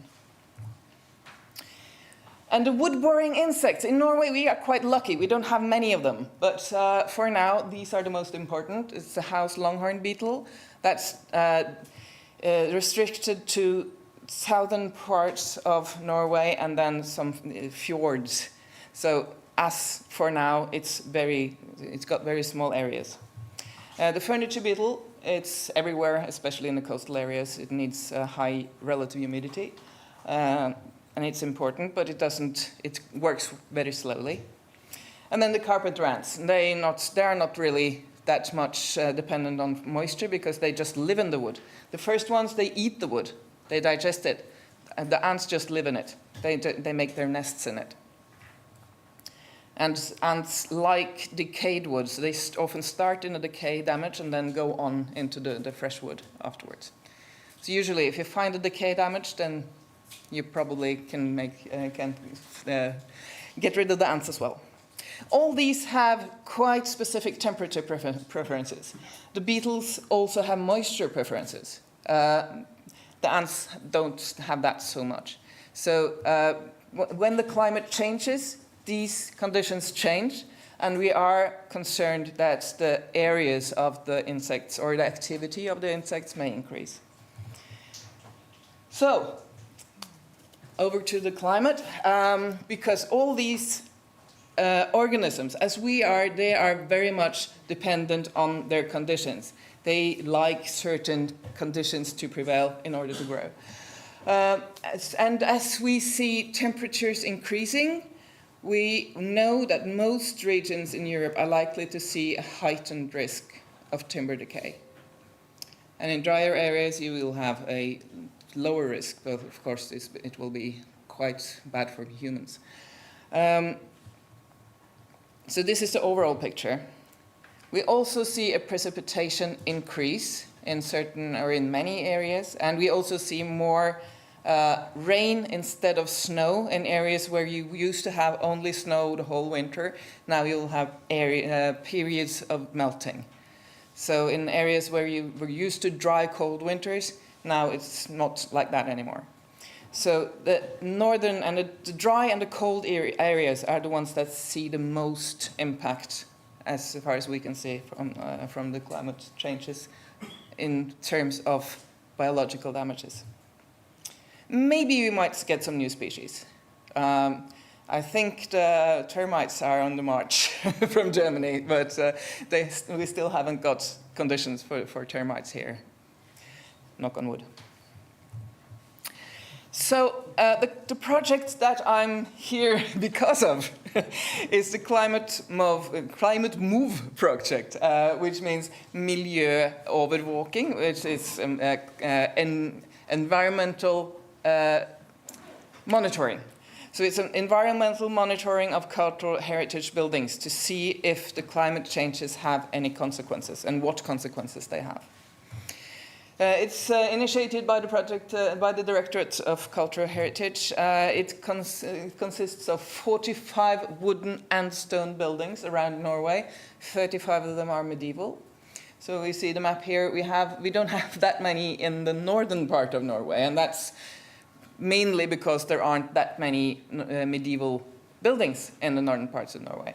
But we have tried to spread them out a bit, and because of the way the buildings are placed in Norway, you have quite a lot of them down in the Telemark area.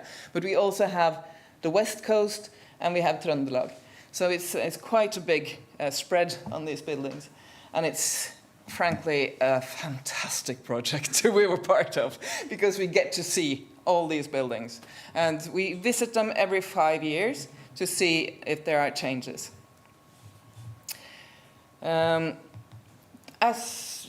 This far, there's a 10-year contract, and the project is intended to last for 30 to 50 years.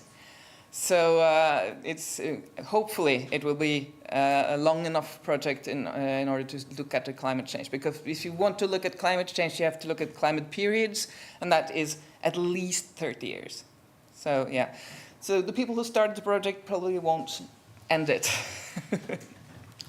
But we have monitoring equipment in all the houses. We monitor the relative humidity, the wood moisture, and the temperature in 2 positions in all 45 buildings.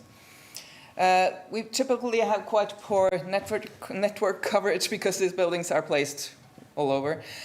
Typically no installed electricity, so we need a standalone measurement unit with high operational reliability. So we chose this outfit, and a big point here is that we also have wooden blocks, and those wooden blocks there are 4 of them that are pine sapwood, and they're from the same log. So all panels have small blocks from the same log. And there's a pine heartwood and an oak block. And we do tape lifts from these each 5 years to see if there are any mold fungi. So that's actually the part of the project that has given the most fruit the quickest, because the mold fungi started quicker than we expected. So we actually have seen, even after 1 year, because we visited the houses again after they started, and then the 1 year revision, and then this 5 year cycle starts. So even after 1 year, we saw some mold fungi in some of the buildings, which was a little surprising, actually. The work conditions tend to be quite interesting. This is a church loft, and you have to take your computer to the panel in order to download the data and so on. So I could have shown you as well a picture of underneath the floor in Urnes State Church, where there is this much space, and the floor is always kind of moist earth. So you have to do that last, because you have to lay on your stomach, and after that you're not fit for human interaction.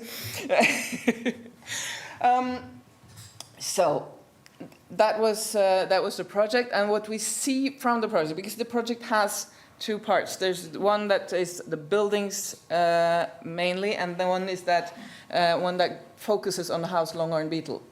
So we have done a little bit of work on the house Longhorn Beetle, or Johan has.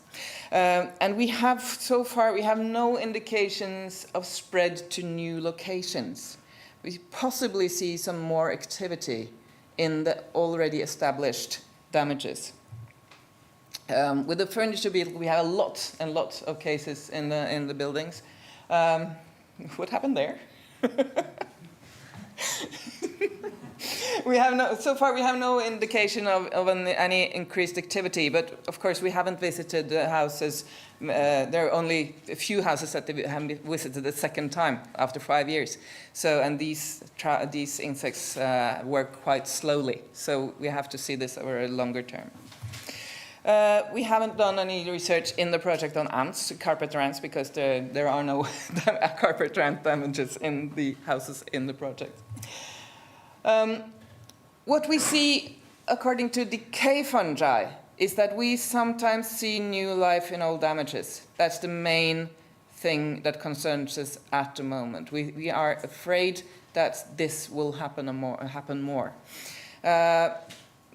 As of now, old decay damages in cultural heritage buildings, we see them as low risk, as long as they are dry, because you need water, right?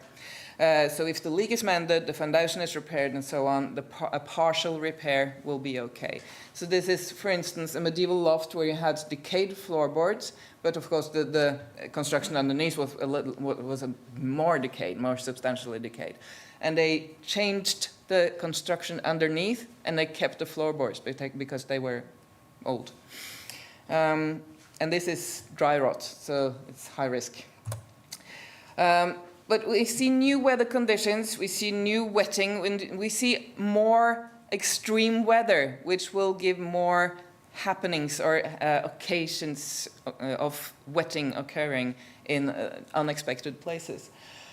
So we can see now some places new growth even after decades. This is a timber church, and those damages were really old and dry, and nobody thought they were any risk. But after 6 months of leaky gutters, you had new growth of the same fungus in the old damages. So that's a little chilling, really, because we have thought that in cultural heritage it's okay to remediate as little as possible, but maybe we will have to change the way we consider this type of damage. So we see also in many of these houses a lot of wood debris in the basements and in the crypts. And we also see in church crypts, of course, lots of wooden coffins. Some of these can be partly decayed, as you see in the corner of the right-hand corner of the lower picture there, you have a decayed coffin. And that used to be, we used to think that was, not optimal, but not such a crisis. But I think we need to consider now, because we see more and more wetting in these basements and crypts because of heavy rainfalls or maybe just increased relative humidity. So you have to consider maybe the storage of these coffins and removal of debris, which would be a good thing anyway, but maybe stress that a little bit more. And then we have the mold fungi, and this is maybe the most interesting and most, I think, the thing that really is connected to climate change most in what we have seen from this project. In several buildings, we have seen quite quick, as I said, after 1 year, establishment of this Aspergillus penicilloides, which is a mold that tolerates low humidities. It can grow quite low humidities. 70%, sometimes 68% have been seen in the labs. So they don't need that much moisture. And some buildings, especially stone churches, have had new, quite significant growth of the same fungus. And we know that has been seen in Danish stone churches and in Swedish stone churches. So this is actually an emerging problem, and it's connected to summer condensation. So condensation in the summertime, humid air coming into quite chilly buildings, and then the condensation occurs and the fungi grow.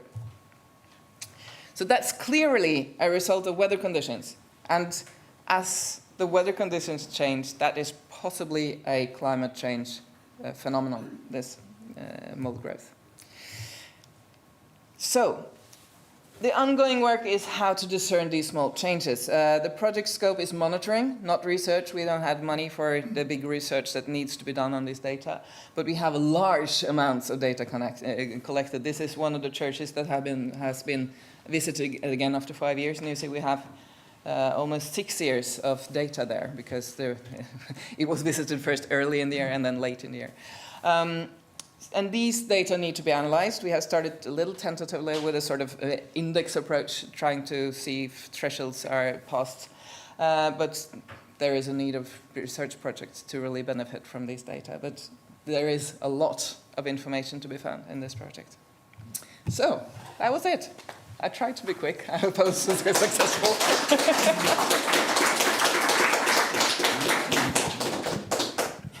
Thank you so much, Mari. Very, very interesting things. I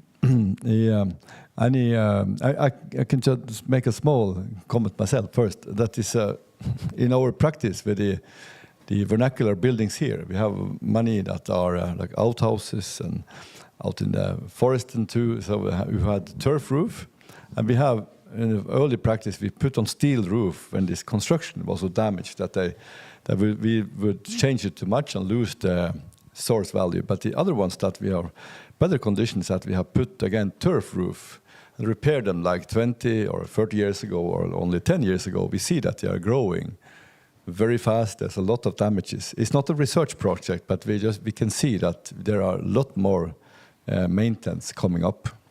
So it's interesting to talk also about this has kind of knowledge that you are documenting, and should it have an impact on the practice, how we actually restore and keep older buildings. I think that's a discussion that should be started, because we see in many of the museums that they start to put up gutters on houses that haven't had gutters before to manage the water, manage all the rainfall, because they see that their houses decay quicker than they used to.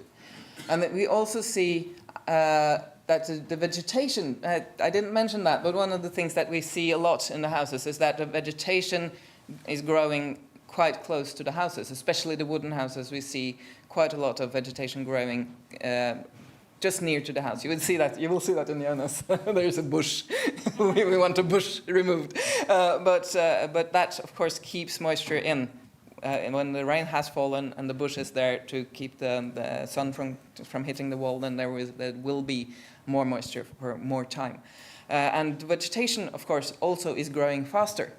So that is also, you have to come more often with your cutter to remove the raspberry bush or whatever.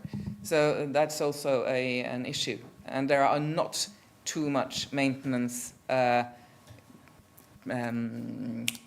people, not too many maintenance people in the Norwegian cultural heritage.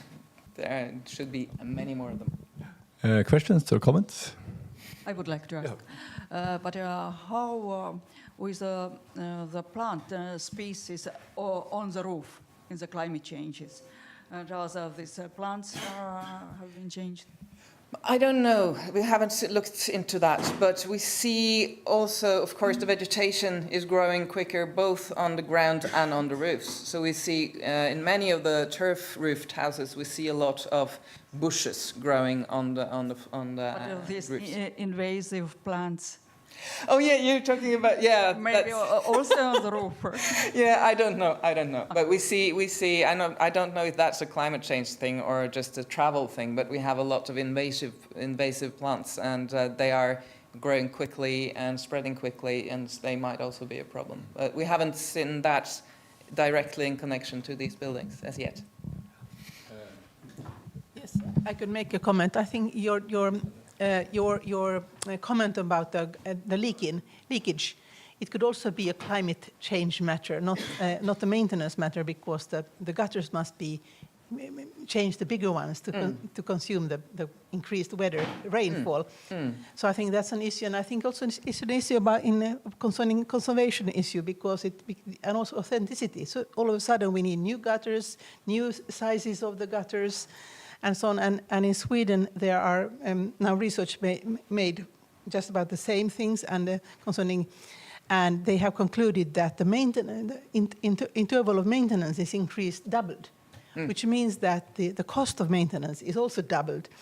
And especially in outdoor museums where it's done by volunteers, it becomes a real problem how to maintain these houses due to climate change. Absolutely. And sometimes they really have to sort of prioritize, and we maintain this house because that's more value than that house. So yeah, it's really a huge problem. Can we take one more comment before next speaker? If you change a rotten place, but not all, because you say, okay, I've done it and I will hold it dry. How dry? Where's the frontier? The limit, yeah. Yes, the limit. And because, okay, perhaps you have board outside or some plate outside, so the rain is not coming in the wood. So the wood dry is not going up, but the air, when it's over 70%. The rule of thumb is that if the wood is below 20 weight percent, then there will not be decay. But that is in terms of new decay. So established decay, you can have new growth as low as 18%. But mainly, if you're below 20% most of the time, then you're okay. So, but the weight percent of 20 sort of corresponds with 85% relative humidity. So yeah, it has to be very moist in order for the relative humidity to be the only reason for decay. So mainly, water intrusion is the thing with decay. You need water intrusion, mostly. That's like this, how much is outside? In the winter, the wood on the walls is usually 17 to 20. In the summer, in the air, on just the cladding, exposed to the weather. In the summer, it will be maybe 12 to 15, just like that. But yeah. So, and in the summer, you always have periods where you have drying. So it will always be a little drier in the summer. But if you have a summer with 100% all the time, of course, then you will have around maybe 20, 22. We'll take one more question then, and then so. I'm just wondering if not the ventilation is important, to take care of this, because it's the movement of the air will always do something to all kind of damage. And the last thing I was remembering when I was having the project with the new organ in the Bodø Dome Church, we could see that the climate, of course, the climate in Bodø is very dry. Most people think it's mostly, but it's very dry. So then we have to lower the temperature in order to get more humid into the church. That's a very good way of saying it, because in many churches they put in humidifiers to increase the humidity around the organ in winter, because in Norway, of course, the weather is such that we have dry winters, so the organs dry up. And then they put in humidifiers, and then they get condensation in the roofs. So, good thing, change the temperature.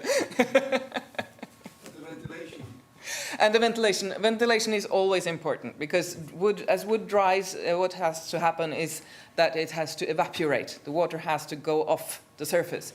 And in order for the water to go off the surface, then the air outside of the wood has to be drier than the wood.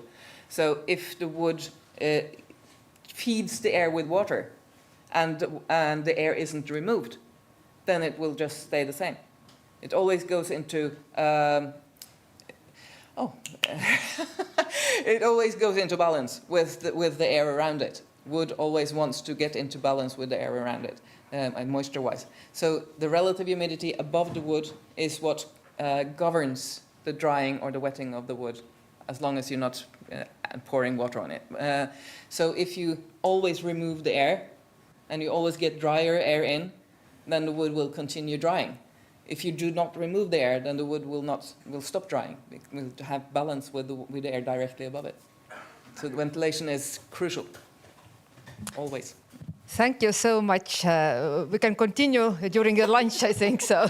Thank you.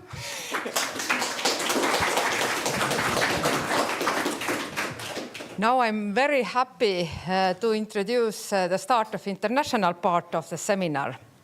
With my great colleagues from ICOMOS Estonia and Estonian Academy of Arts.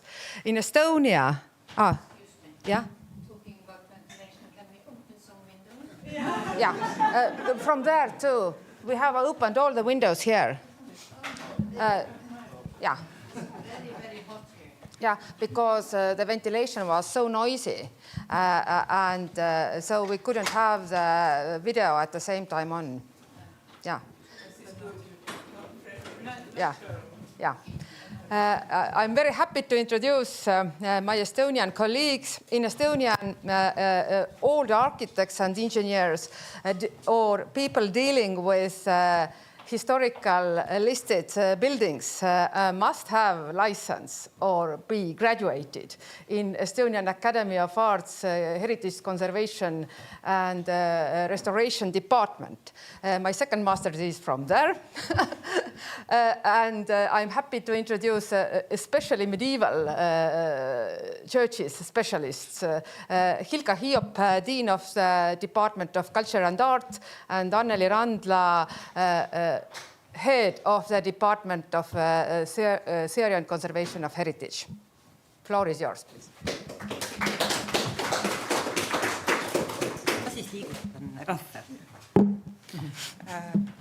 Thank you, and thank you for inviting us here. We do feel a bit out of place, I must say, because we will not be talking about climate, not talking about wooden buildings. Our cases are all, well, the sculptures are wooden. So, some are wooden, yeah. Some are wooden. And I think the opening slide of the scaffolding from 1924 from a medieval church is the closest we can get to the vernacular and wooden. But we thought about talking today about the heritage you can't see, or the values you can't see with the naked eye, and where research and revealing this heritage come together, and where we are inclusive in the sense that we actually get the communities involved in the work we do, and the communities can be quite different. And we took the scaffolding the focal point of our talk today, so it's not by chance that this scaffolding is on the opening slide. So this is usually how we work.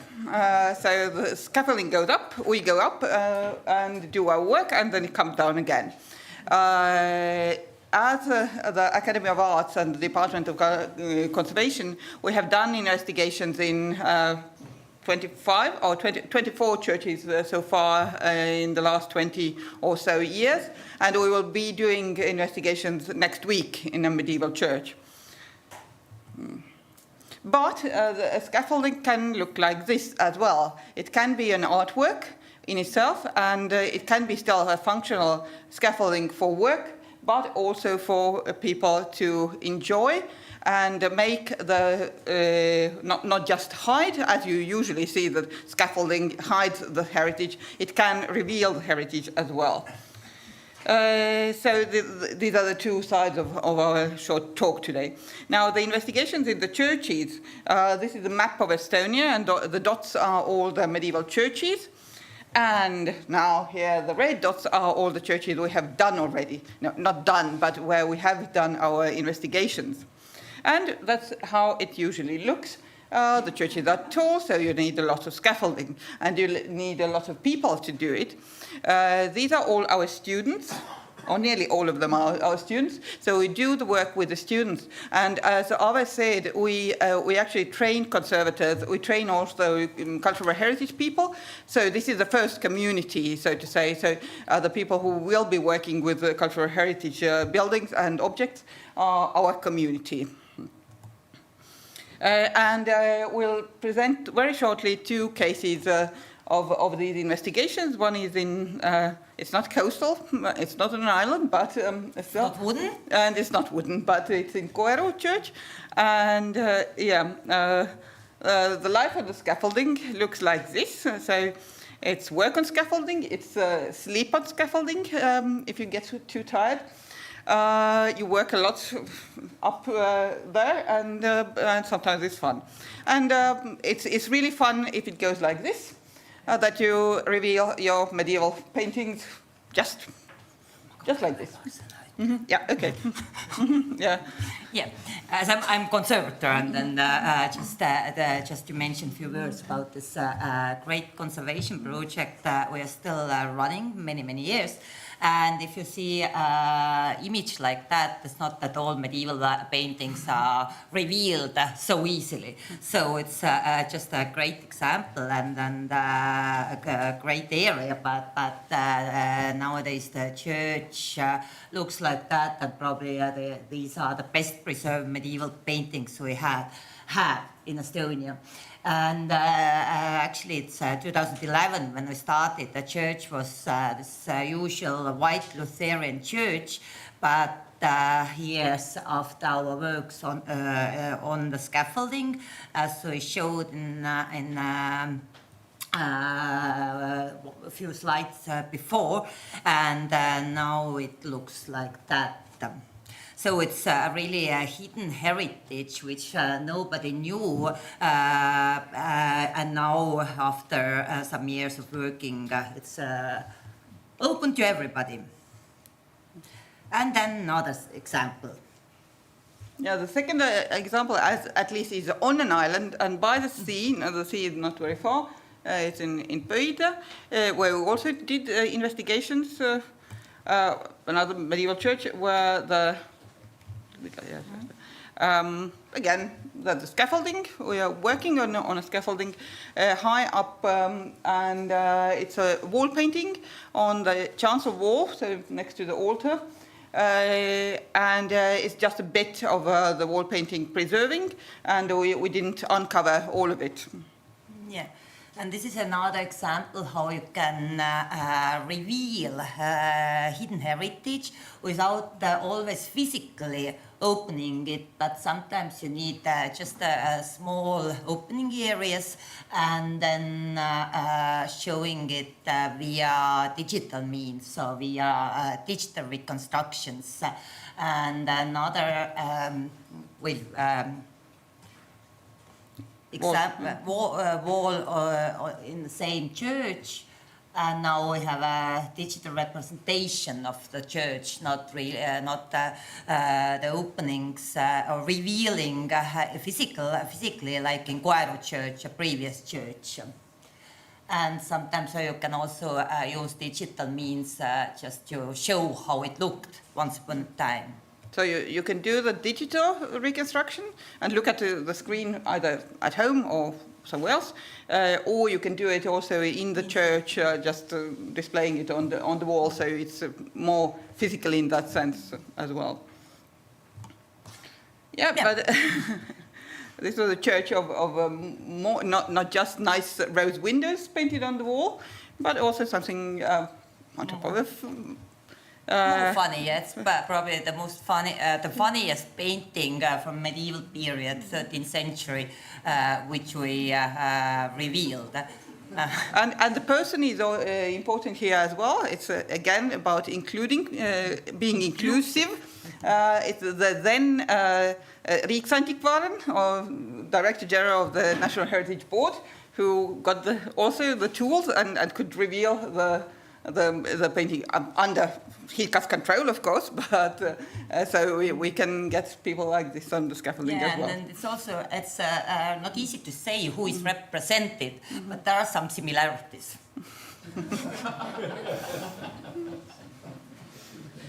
So, and this is the, we call him Pöide Juku, it's just a funny name.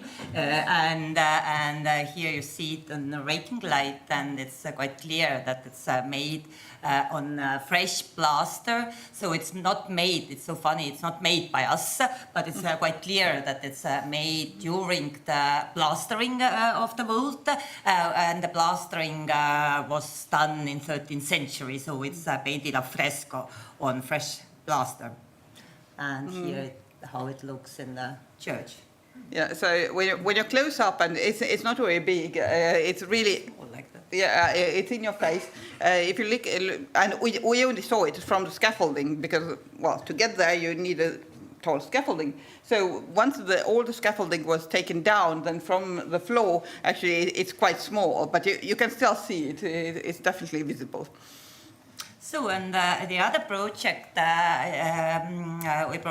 we are showing is about one Baroque artist, sculptor, woodcarver, Kristjan Akkerman, probably the most famous woodcarver in Estonia in the Baroque period. And this was also a huge project running 4 or 5 years even. Mm-hmm. And this is the project which started with the design scaffolding, as we started to talk about the inclusive, or we are talking about the inclusive conservation, and then this design scaffolding became a very important part of it. And here you see the image from the scaffolding, and actually it was born with the idea that the scaffolding is always like kind of destroying the historic space, but let's try to make something which makes or gives something to historic place. And we made it in a way that people could walk. It's a 10 meters high altarpiece, and as also church, it's an active church, the Tallinn Cathedral, and as also in the church, people liked it so much. It's supposed to be for 1 month for restoring and investigating the altarpiece, but then it remained for 1 year, and then quite many can't say visitors, let's say, visited the scaffolding as well. So we had altogether, we counted more or less 3,000 visitors on the scaffolding. Certainly always with tours, and then we were leading the people, but and that it happened to be the year when Estonia had a presidency in the European Union, and then many, that was kind of main cultural event where all the important guests were brought, all the ministers, and then so it's also that the way how you include or you make the physical heritage inclusive. People can really, touch it, not physically certainly, because it's Baroque art, but still you can physically feel the heritage, and it worked very well. So And it definitely worked also for the congregation, because they had never been there. I mean, you can't get there, but it also was important for the church community. They could have still their services. The scaffolding was made like this, and also that they could see more of their own heritage than before. And then all the investigations went on almost all over the Estonia, where the works by Kristina Akkerman are situating in churches that were mainly church art. And also in the investigation campaigns which we carried out with the students, we always try to include also local people. And here just some examples. Kindergarten. So very young children? Yeah, under the scaffolding, not on the scaffolding, but they were introduced the heritage via physical feeling and physical connection with the heritage. And other example, the same Koeru church, we showed already the medieval paintings, and this is a school class. And example from Simuna church, I think that was the old people. Yeah, they were elderly people. There was a concert also, which was also nice. What we could do was take down the sculptures for one day, just which are high up, not so high as in the cathedral, but still 5-6 meters high. Take them down, place them in front. It's right hand up photo. Place them in front of the altar. So that people can actually come and see the sculptures quite close up. And they had a concert, and these were mainly elderly ladies, but from the local community who came to see what they, on a regular Sunday, probably would not see so well, or if they were not members of the congregation, and there were definitely more than you usually get on a Sunday in the church, so they could see something of their heritage or local heritage which they were not aware of before at all.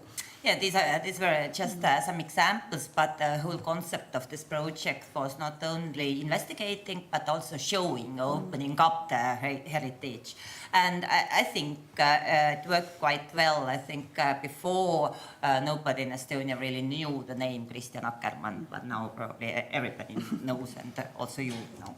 Yeah, and another way to open up the heritage and include different communities is what you are doing here, to include also like kind of creative approaches and creative fields.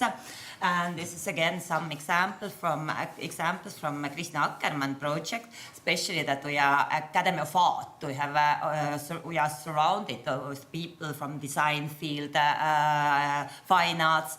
We always try to include not only our students and students from scientific fields, but also art students, creative students. And this is one example. It's not a student exhibition, but very famous photograph in Estonia, Peter Laurits, who got so inspired of our activity and the oeuvre of Kristjan Akkerman, but especially the images we are able to create as a scientist, like X-ray, ultraviolet, whatever imaging techniques. And then he created on basis of our research project, he created a very beautiful, nice exhibition about it. And these lamps, X-ray lamps, became kind of symbol of the project after the exhibition. And they were dispersed all over, not only Estonia. This is again just one example. It's from as we are working a lot together with Estonian Tax and Custom Board to make X-ray from the sculptures, and then the office of Tax and Custom Board made their own exhibition and design on basis of this X-ray lamps, because in the end the material used, the initial material, is created by them, and these design lamps ended up in our embassy in Brussels. I think they are still there. I don't know exactly. And also Estonian Academy of Art is full of them. So it's again just one example how through creative fields how you can really I don't know promote the heritage and also spread the knowledge about it. And and this is the last example. This is our also one of the photographers in Estonia, and our former student. And our former students. And as we were talking about scaffolding, he's very inspired of scaffolding and medieval art, and so it's one of his artworks combining medieval artwork by Bert Notke and the scaffolding we are climbing usually. Yeah, thank you.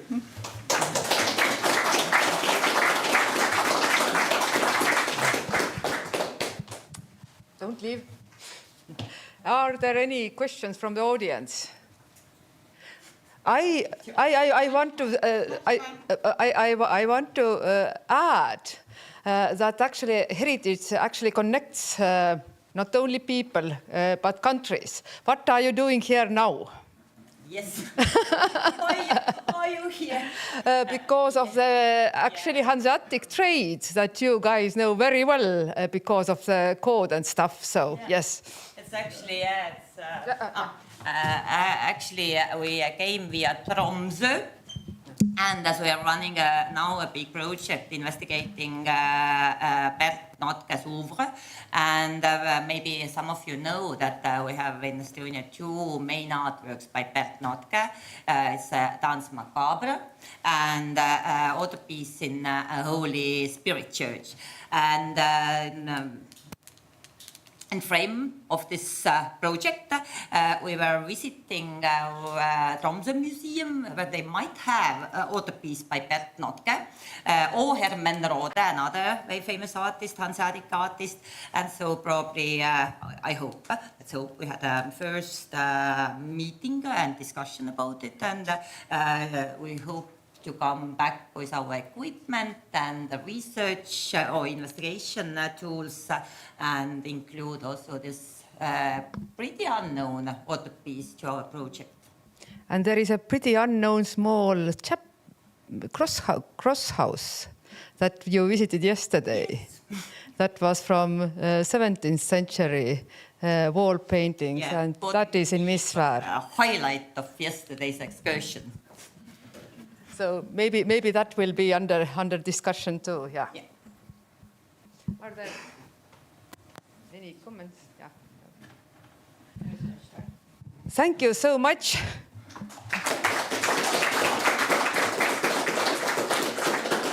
We have a small lunch break. We try to come back here at 1 o'clock.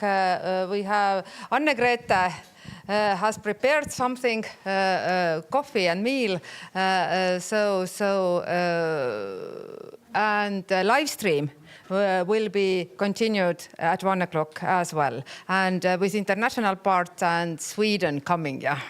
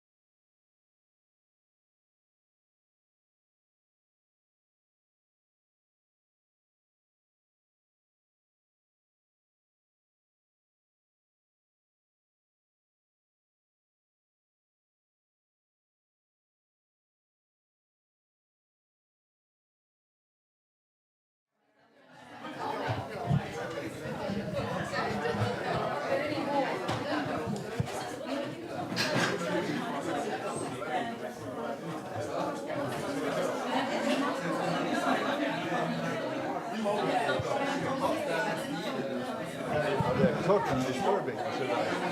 The last one is okay to be open. Okay.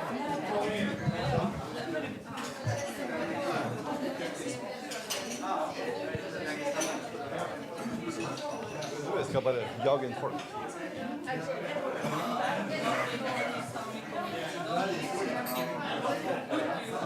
Ja.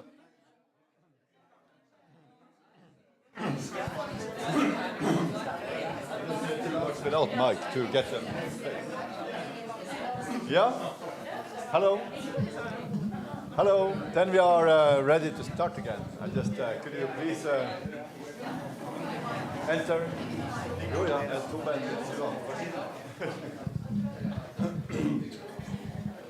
So, welcome back to our seminar after lunch. I'm happy to introduce Tina Wik, professor in architecture, who also have their own company. She's a member of ICOMOS and the Wood Committee of ICOMOS, a scientific wood committee. So, Tina, welcome.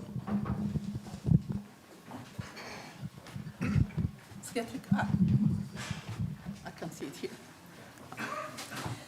So thank you for inviting me here. I'm very pleased to be in Bodø and this region of Norway for the first time in my life. Can you hear me? Yeah, good. And I will present one of my own projects. It's one of my smallest projects. It's my own villa in the northern Stockholm archipelago. But I will give a brief introduction to what it's about. It started with a research project in University Dalarna, where I'm still working since more than 10 years back. And we made a study about different constructions. This is the CLT construction. We wanted to see whether a CLT construction, when you made joints with S-curves, like very tight joints, if you could get a very airtight building. And we also wanted to check the quality of different insulation materials. So what we did is we have half of the different of the walls towards different weather directions. We chose in normal mineral wool and wood-based insulation. And then we had sensors, and we checked them. They were constantly being monitored. And we also made airtightness checks, with certain intervals. And this is all, you can get all the results, the ones who are interested in this from this website. We used Stora Enso's CLT components, and it was Serbof was financing it, and we were from University of Dalarna, me and my colleague, engineer Henrik Janoos, made the project, and one of the builders were HMB Constructions. And the interesting thing was that, and here you see the way we made them very, very airtight, all the connections. And we could see that the airtightness really resulted in reduced energy consumption. But we could also see that the conclusion is also that concerning insulation material, that the wood-based insulation has better performance than the mineral wool insulation, because the curves are much more equal. They don't get a risk for condensation, and you have very much slower difference in moisture and temperature change. But after 2 years, since this was just a test building, we call it Testkuben, we had to change its location after 2 years. So we had to change it from being in Borlänge, cities in Dalarna, to a location close to the university. And when changing it, we realized that, you see, we see one thing concerning the foundation, because since it was supposed to be a cheap building, we didn't have that much money. Research money is always limited. And it was located temporarily on a site. We just put it on smashed shingle. And then we put insulation. The yellow is insulation. The one on the bottom is shingle. It's not concrete. And then we put the wooden board on top of that. And then when we lifted the whole construction, we realized that the wooden board, the bottom board, was completely dry.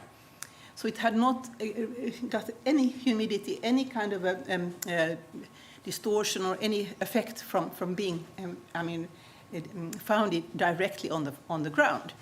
So this, so what we did in the second location, we put sensors under the wooden slab, and we could realize that there was no humidity movement at all in this slab, though it was founded directly on the ground. So the foundation of shingles and 300 meters of insulation protected the humidity movement up into the wooden slab. So, and this was, of course, this is a much cheaper way of, and also much more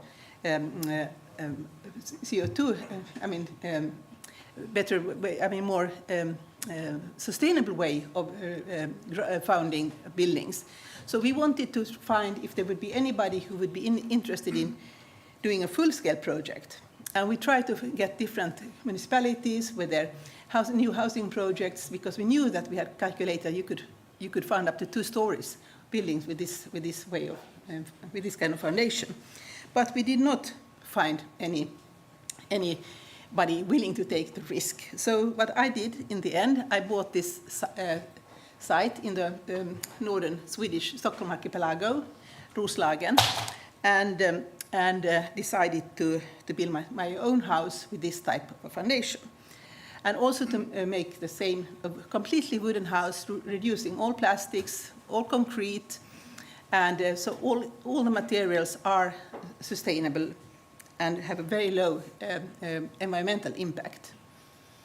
And this was based. So here's the house itself. The size of on the land is about 100 square meters, and we have it directed in the south-north direction, so we can put solar cells on it, and the view towards west is towards the sea, and it's. And we have the plan is, I will come further, the plan is 1 bedroom downstairs, 2 upstairs, and a loft, and then just a big living space. And of course, in the heart, we have the sauna overlooking the sea. And here you see, and also the solar cells that are here, and I will continue here to the I will just mention one thing that we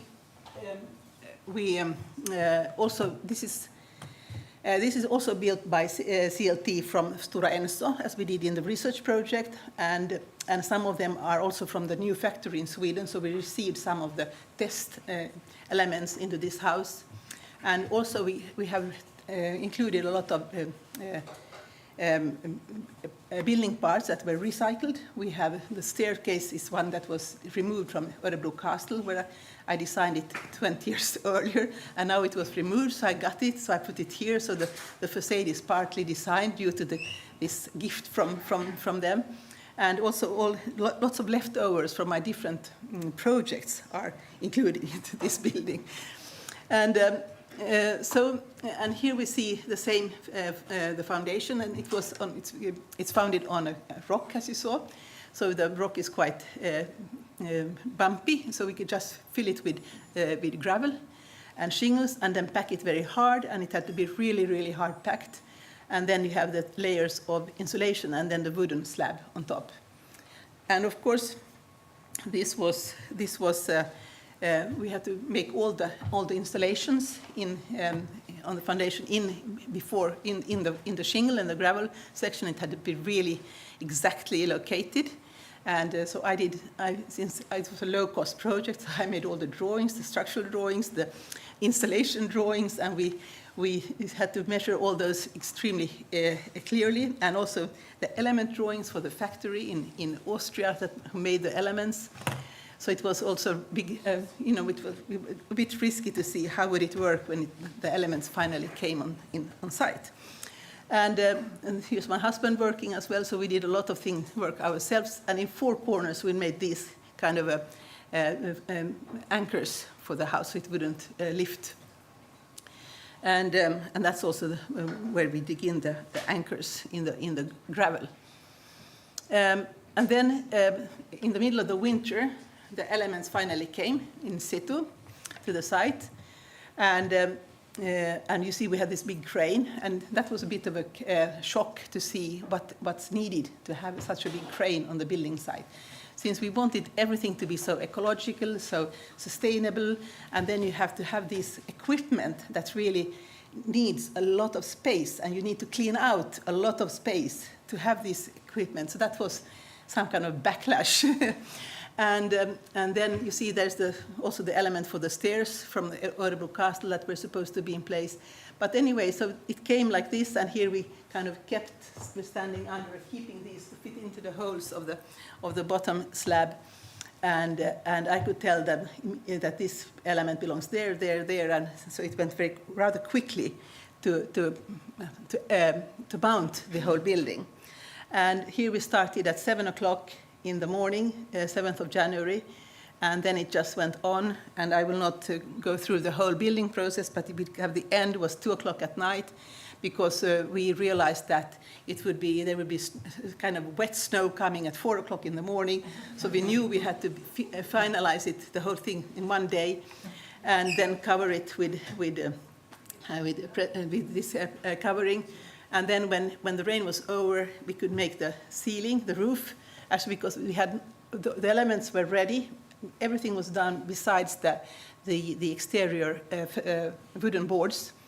But for the ceiling, we had not put this is the wood insulation called Schneider with tongue and groove connection, so it makes it really, really tight building. But they put the elements on site after the building was erected, and then we had electricians coming and installing all the electricity for the ceilings. Indoor ceilings, and drilling them in. Because this is also another issue when you work with CLT boards. You can't put all the insulations in gaps as you have in houses with joists. So you really have to plan everything very well in advance. I wanted to make this as an industrial building to reduce the transport costs, to put everything there when you ready-made. But it was very efficient and very good, but it demanded a lot of planning. It took me half a year to plan all those details. And as you see, here it was when it was fairly newly erected, and it's really, and we couldn't also control the builder really how he, the one helping us with the foundation, and he kind of made this access road too low. So all of a sudden I got this house on a little bit high level, and I didn't want any banisters or rails around this terrace. So we are now struggling with building up the whole surface and the garden around. But another issue with even trying to avoid plastics in a building and build very sustainable, all the equipment came with in plastic. So we had you can't see it behind this photo, but the amount of plastic was almost as big as the building itself. So I think this is a crucial thing when you build and trying to do it sustainably. How can you avoid the packing industry, the disadvantage of the packing industry? How can you transport these pieces in a sustainable way? That's a problem to be thought about. And here you see then eventually we built the small storage house on the courtyard, and that storage house is built only from leftovers from this house and wood from the site. So we had only the glass, the plinths, and the roof surface that was bought. Otherwise, everything is actually from the site itself or from the building. And we have, as you see here, we have air heat pumps for the heating of the house. And that's a sea, and here also trying to get handle the level, the raised level of the building without rails. And the facade towards south. And here I will also go into what we discussed earlier, the ventilation. This is we call förstärkt, it's a kind of förstärkt ventilation, frånluftsventilation, outgoing ventilation. And we have, this is now it's not ready yet, but here we have the fresh air coming in, and then it's going through a pipe like this and entering in the middle of the house. And you see the blue arrows; those are fresh air coming in. The red ones are outgoing air, and those are done with this kind of a device. And it's this is a colleague from mine, a research colleague from University Dalarna, who is Norwegian ventilation engineer, who has started importing these from Belgium, and he calls his company Healthy Homes. And it's an outgoing air system, and you have the one up there takes the whole air from the whole building, and then in the corner I have connections to the shower rooms and sleeping rooms, and then and then it's evacuated out, and it's driven by sensors, and the sensors are kind of activated if the humidity becomes too high. So if there's nobody in the house, like with passive houses, you very often have problems with humidity because you don't have enough of airflow.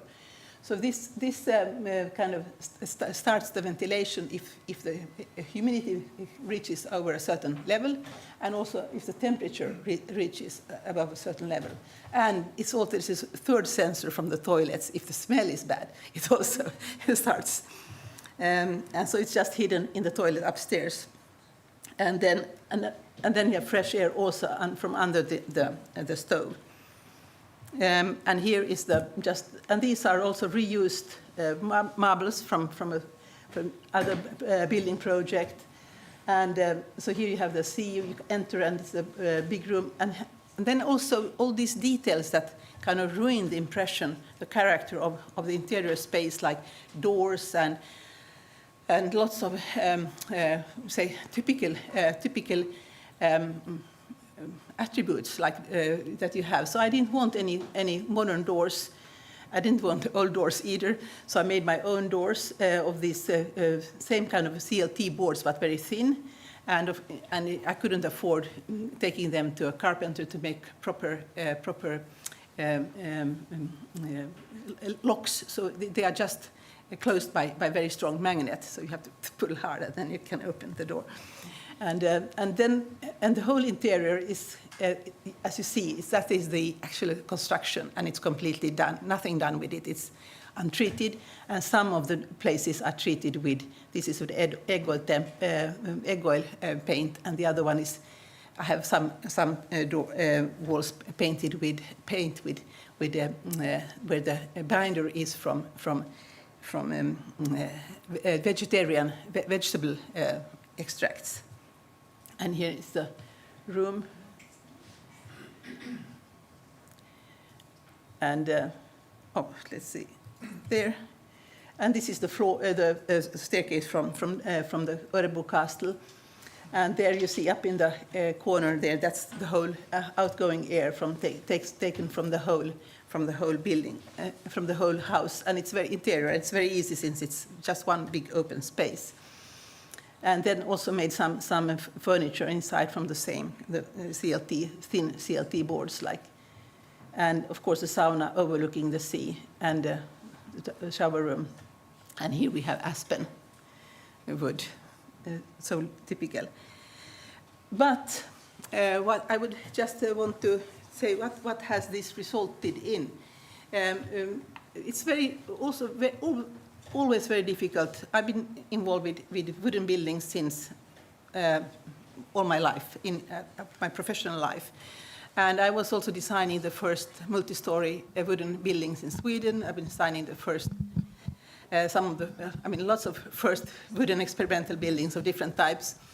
And it's always difficult to be the first one, and especially difficult to be just talking about it. You have to realize a building before it started. Also, the multi-story wooden buildings are actually only now, 20 years later, starting to be built in a larger number. But so we were talking very much about this way of this kind of foundation for small-scale buildings. And we had one example in Gävle, we had one example, a friend of ours who built it, but then all of a sudden the owner of Fiskarheden Villa decided to try this way of making a foundation. So this is his own building in Borlänge that he built, and this was Mondo Architects in Borlänge who made this design, and they chose the same, and this is also pine wood treated with silica treatment, both for the ceiling and the walls. And here you see also the same way of foundation, slightly different, but I had quite many seminars with the structural engineers before they decided on this. And of course he wanted to make also to show that he was very forward-looking, so the whole team of builders for his house were women. So they were built by a... and then, I'm not knowing my time, but here's my last slide, and I want to make a conclusion here with comparison with 4 different buildings. And this is Strandparken in Stockholm, Sundbyberg, built by Gert Wingård. And this is built by Martinson's system. It's also a CLT system. And this is the test cube that we had for the research project, My Villa, and then the Villa Zero. And here we have what we say, these are our building code requirements, 90 square meter, kilowatt hours per square meter per year. And this is 90 is a normal building, 50 is a small passive building, and if you have a larger, it would be 20 to 50. And then there's a theoretical value, because you will have to give an energy balance evaluation when we get a building permit. So these are the ones that were made for these different buildings. And then these are the measured value after being in use. So we haven't got the values from Villa Zero. They are kind of a little bit secret, but we know from the other ones. And I can see that this way of building with very airtight, very controlled air inside in a house means that you get very less heat requirements. And what is interesting here is that, of course, that it saves energy. That's good. But it is, why should you put so much insulation in a building when you, what is, you really have to, why should you put more energy, insulation in a building than is required by the requirements if you don't want to, if you can't pay for the, depending on what kind of energy system you have, heating system you have in the house.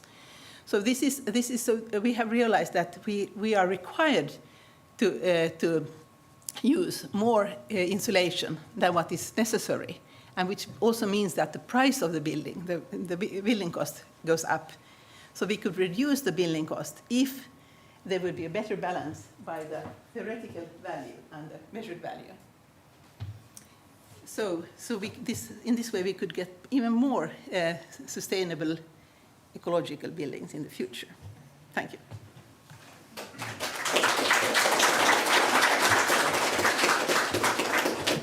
Thank you so much, Tina. So very interesting. Due to the high quality of our the lecturers here, we have to cut the questions, so we priority to the lecturers. But we will talk afterwards together.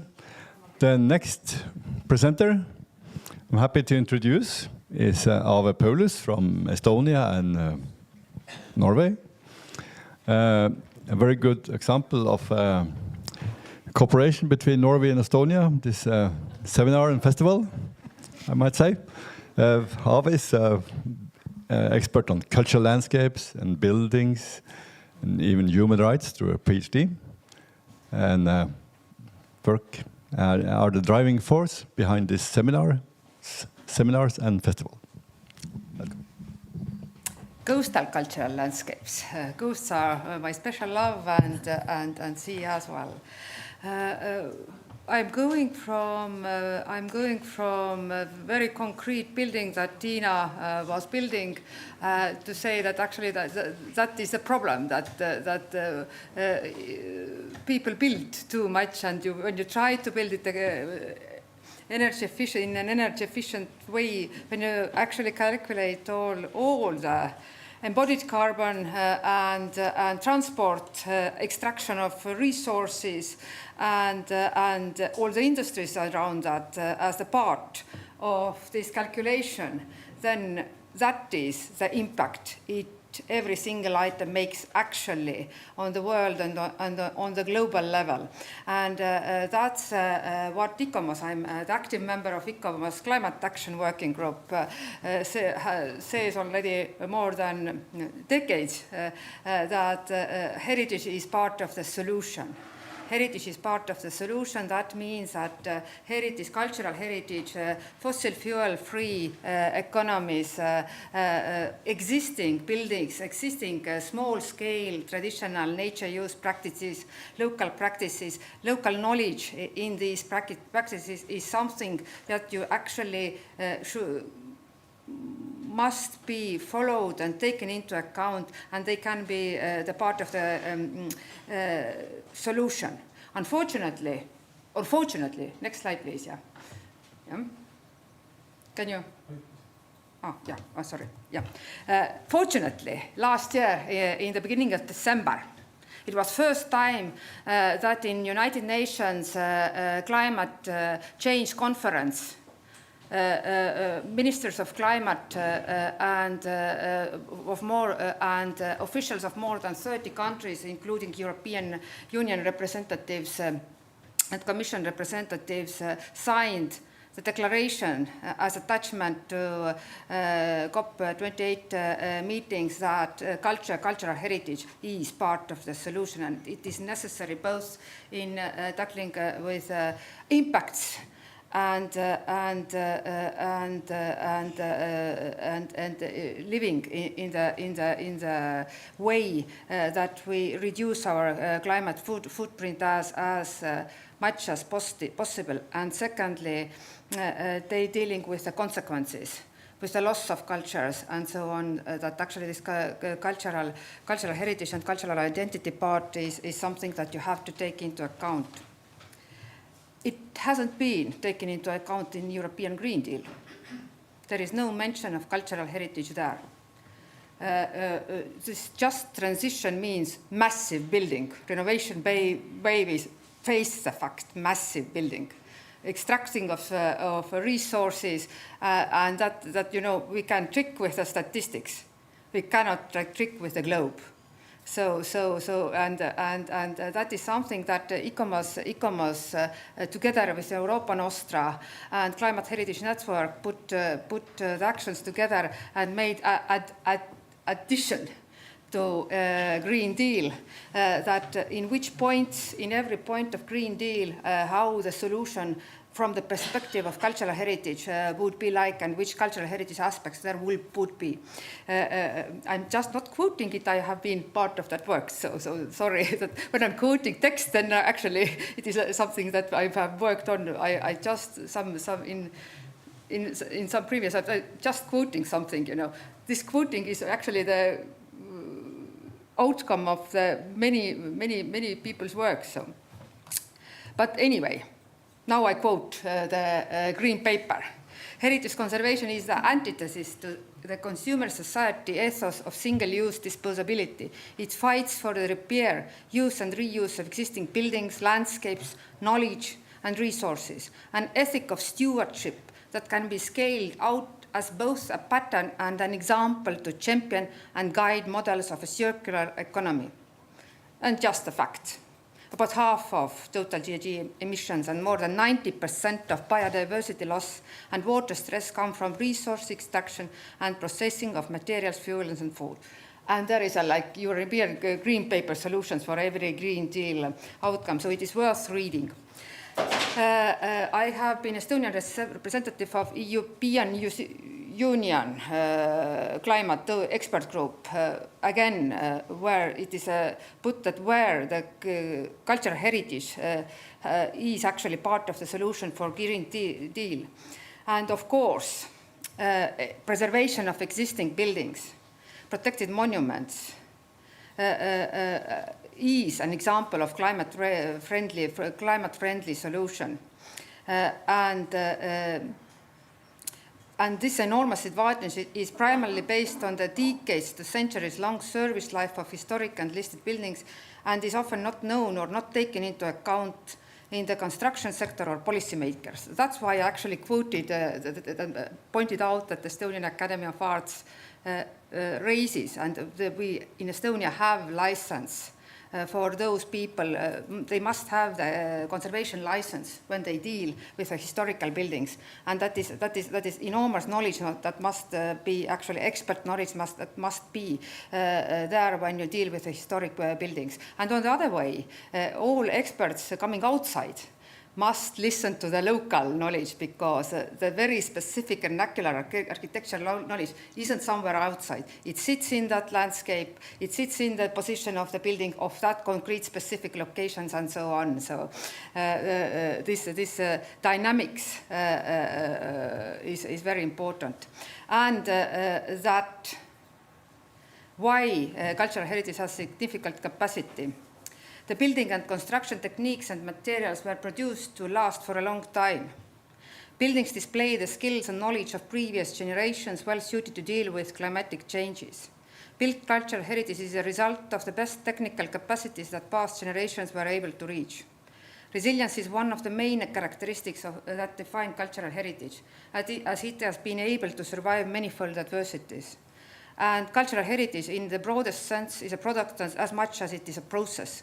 Cultural heritage provides societies with a wealth of resources inherited from the past, curated in the present, and able to bestow its benefit upon future generations. And it is our obligation to pass it to future generation. And Randi Šolja has put out that there is a difference in what kills Sami buildings is economics. And it is actually as well the loss of the tradition, or of that knowledge about how to build and how to maintain, and this observation of the site, because to be able to observe the site, you must live there. And this previous generation's knowledge is very, very, very locus specific. But here we are. That is at least Class D, every building, with less stringent measures to historical buildings. Now every country in Europe says what is historical buildings. In Ireland they have said traditional buildings, and that's cool, because traditional buildings is a much more wider scope than listed buildings. When you deal, and in Scandinavia, in Sweden, for example, you have the Planning Act that regulates that actually you can take, you can put that this building has historical meaning according to Planning Act very easily to most of the milieu valued areas, but not everywhere like that. In Estonia,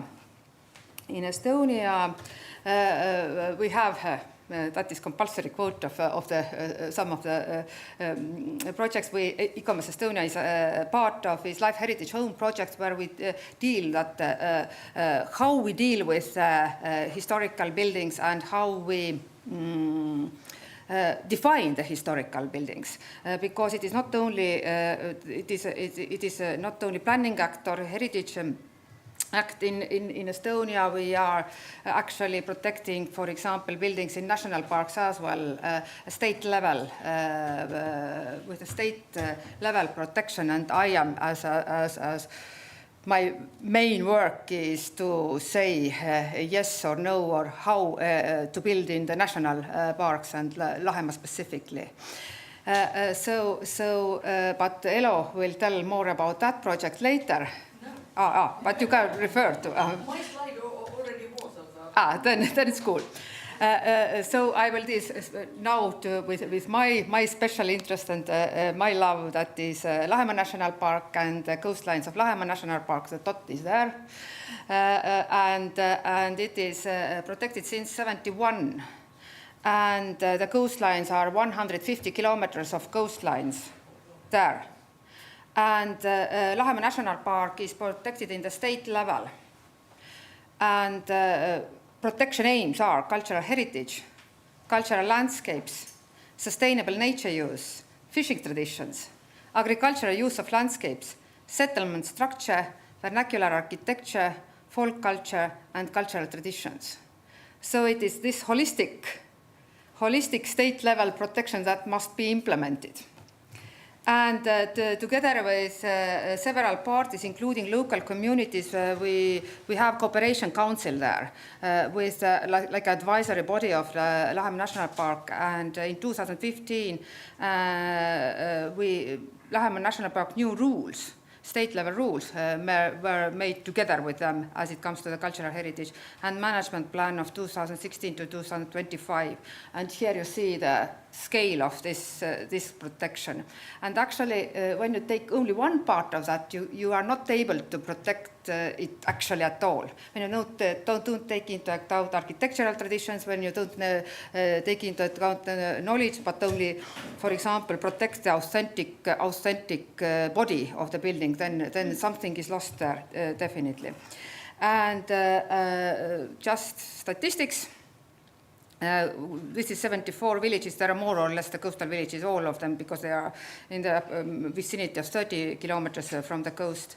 And since 2022, since COVID, every small item where you see somewhere in the forest, there is a pressure to build there. Because it is in the vicinity of Tallinn, like 50 kilometers. And architecture and settlement structure is something that tells a lot about how the people lived in the coastline and how the people cope with the coastline. And we have in specific separate sites, especially on the 19th century architecture, this knowledge still there in the Juminta Peninsula and so on, where the forest is on the one side and the winds are from the other side, that you put the cold rooms outwards, and the position, the layout of traditional architecture is telling the same story, like here too. So you just have to read it. But we don't have only this very, very traditional layer, but the latest addition as it comes to when the summer cottages were built, or where the fine people from St. Petersburg started to come to Estonia, and then the 20s and 60s and the 70s cottage architecture. So we have different layers there to protect and deal with. And some examples of that. And the crucial thing is architectural tradition, to my mind, as it comes to the buildings of vernacular architecture that you have here. Because when you take into the climate calculation this CLT whatever, together with that factory, or when you take the log and axe, there is not 10 times. There is like the world difference there. Second thing is with the specifically coastal heritage protection that is connected with the lifestyles of the coastlines, which are changing. And that you have here too, that the buildings that are not in use anymore, that were used in the previous dominance in economy or previous types of the boats. I absolutely adore the comparison of Norwegian and Estonian boat sheds. During Viking Age, you had like 50 meters there, yeah, boat shed. Now you have smaller and smaller because Nordland boat is like a 30-meter boat shed. So your traditional boat sheds get smaller in a way. In Estonia, they were more like net sheds, not so much boat sheds. That meant that in the normal ways they are like 20-40 square meters, and now as they are on the coastlines, I have applications on the regular basis that the boat shed, traditional nowadays, normal boat shed should include bath tube and stuff for the good condition for fishermen. And so on, that basically say that no, it is not the boat shed that we are allowed to build on the coastline, but it is actually not the sea house, but it is something else. So no, sorry. Connected with the boat shed is something that in Estonia we lost during Soviet occupation period, because from 1944 onwards you couldn't go like that to Finnish Gulf, because 30 miles north there was Finland, and Finland was not Soviet Union. So this was just closed. Boats were cut into half, and this tradition actually, the fishing traditions that we try to protect is actually revival of these traditions, because there was a period when you didn't have the possibility to go to the sea from everywhere. You had special license for 4 hours, take your fish back, you know. And that's why, as it comes to the World Heritage in your side, this Nordland boats that you have here, we have a very great clinker boat of our own that is unique to our coastline. And that is part of that holistic approach that we try to protect together with the knowledge about boat building, about forest use, because every building starts with a log. Every boat starts with a log, and how and when and how you protect it, it is not something, you know, distant from the past. It is something very, very actual nowadays. And when you start to deal on this local-based thing and people come together, then they look at their villages. This is a kind of revival of the identity of that space. And now, for example, in Lahemaa, when we started with the conflicts in 2006 with the new regulations of Lahemaa National Park, then nowadays, exactly because looking at the specifics of your culture, of your coastal culture, what it holds, what knowledge it holds, what wisdom it holds. Now, actually, the cultural space is revived by the local communities, and the almost lost small language of Pohiranna is back, and that is something that gives hope. And that is something that actually we all should take into account while dealing with global perspectives, that is something like almost non-existent anymore, that only some fishermen can teach something very, very important for the future. Yeah. Dealing with buildings, you must actually deal with intangible aspects, cultural landscapes, intangible aspects, and most of them. Norway has ratified Faro Convention as well as Estonia and Sweden. Yeah, so no, Sweden hasn't. You have the Sami case there. Yeah, thank you.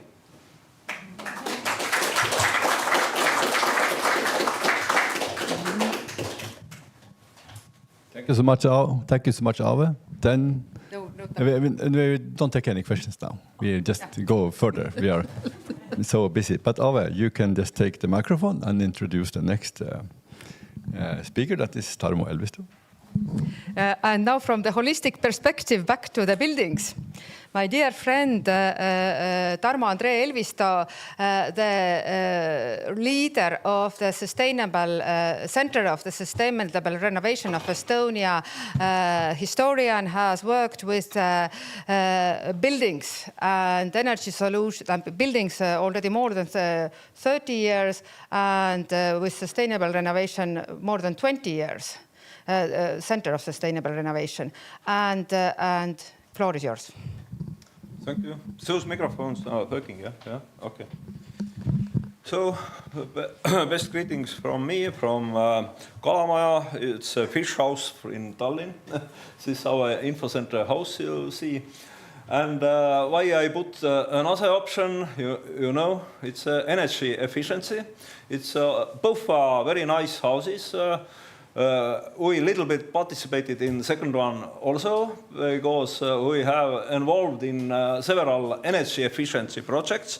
But what I want to say, people nowadays today think they must choose.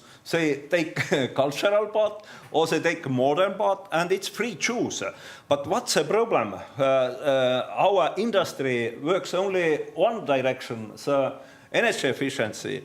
And that means our business works also to that direction. And if the real estate developers are doing their job, they are saying, you can't do anything with old house, take them away, you can use some those details and logs in another place, that's okay, that's very sustainable. And but we started another talk, and it was more than 20 years ago. It's really in Tallinn, this house. It was really neglected, and it was, but now, and it didn't exist 24 years ago officially, just garbage, you know. Clean the place was budget of that place, and city owned this house. Tallinn, our capital city, owned. So, and it was, I was represented Estonian Heritage Society, our oldest and biggest non-voluntary organization for heritage staying in Estonia, who started staying for Estonian flag, you know. So our NGO has political respect from government also. And it was our main partner, Swedish heritage specialists, and it was meeting point Swedish and Estonian, also engineers, and what is important, craftsmen. Many workshops started there, and now we went with those workshops still now. We are invented a lot of new workshops and giving this knowledge to all people who need. And we are working both with professionals, with engineers, architects, and just house owners, just people who like culture or who like be sustainable and like ecology. And it was interesting. We started under heritage. Now we are working maybe half in ecological view and half still in heritage sphere. And it's nice for me that we found contacts with new buildings, and it's so many people won't now be energy efficient that people will again forgot about nice old houses, which could be most energy efficient, what I want to tell you. I have no time to speak all how good we were, but different projects, courses, Materjali.net, it's, we have a special project reusing old materials in other places, because Estonia is quite Estonia is quite big for us, collecting those old houses which will be demolished anyway. Then not to burn those wooden stuff, other people can use it, and it gives value, and maybe next owners will not then demolish. They will see, oh, it's so valuable detail, I was stupid to just throw away it. And we have also a shop, Majatohter. We are selling also different material, also birch bark. It's the only place in Estonia you can buy birch bark via internet if you want. And but it's just small stuff, all those linseed oil paints and things. Because 20 years ago it was so, people asked why you are talking about those materials. We can't buy them, you are just somewhere from fairy tales are coming. Then we had to prove that those materials are existing, you can buy them, and you can use them and touch them, and we are also using them in our workshops and our camps and those. But why I am here, I like we connected different projects about Pronat Mat, which was good cooperation with Finland about natural materials, and not only Finland. And there was also higher educational establishments, higher schools, and the Coolbricks, energy efficiency. It was more than 10 years ago, and it was really important EU project. Main partner was Germany, and we got a lot of very valuable information we need that we have now foundation to speak about that matter. And still we are working with our restorers. It was organized like a union of restorers, and it started from cooperation with Swedish partners who had this kind of experience before. But main measures, I have very short of time, but here are main measures why we can say that keep and make sustainable way renovation with old houses, it's a very sustainable act. And another opportunity, here's some problem. Can you turn back? It was probably my fault, but I didn't want to put that. I can't go back. Okay. Try. Okay, so go. You saw it. It was a wrong way to just take those houses away, but that's what our business want to do first, because it's not so easy to get profit from restoration, renovation, you know. And here, you in Norway, you are no members of European Union, but we need to follow those rules, as Ave explained already. And but there are always, you can find very good points. And one is that those circular renovation, it's very modern and very good, and the EU supports it. And we need to keep old houses. Here about the political situation, and it's why put here, it's from our Coolbricks projects and from Estonian ecological architects. Again, sorry. But it was political will which make our energy in our houses and our buildings reduce all time. And that's political will we need to understand separately from historical houses. That's important. But you see, it's now also official in EU that the main task or the highest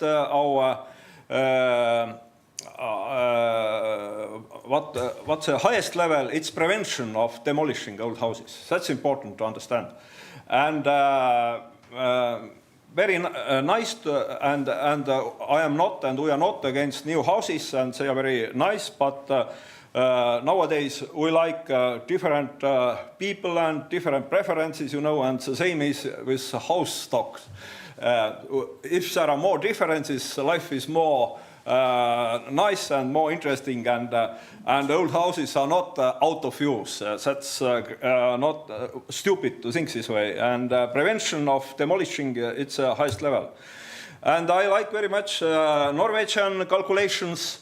Here this green line shows sustainable renovation, and for long time period, for 60 years, it's most energy efficient and less carbon CO2 producing. And there are different calculations, but Norwegians are doing good job. I have no time explain here, but you could find probably it if you are interested. And of course, every old house is different, but this gave us much good information during our Coolbricks project with Germany's partners and Swedish partners, and And this red line is very energy efficient new house, but you need to think how much CO2 you put in, and it's different when renovating old house, and most engineers don't want to use this kind of calculations, or just our programs don't have those possibilities. Some examples which were sad for Germany's partners, historical houses got energy efficient, but not nice anymore. More sad example from Russia, you know, they are doing more energy efficient work and new modern like for historical houses. They have a lot of historical houses. Very sad examples from Estonia, you know, some neighbors thinks to be more energy efficient than another neighbor, and it doesn't well. And here is very sad example from our Tallinn municipality, this right building, which now is demolished. It was renovated first, very energy efficient, you know. It looks like another historical house, which still stays and will stay. Now it's milieu protected. What solution from international projects? We need to use measures for historical houses which are different from new houses, and that's important, and that's why now in Estonia also are going different projects. Here is one example, measures from cool bricks. They are not for wooden houses, they are for brick houses. In Germany, you know, very few wooden houses, but there was different calculation and different measures. Also very important measure inside insulation, which is very sophisticated for our engineers, but which it is very normal for Germany's. I had to run.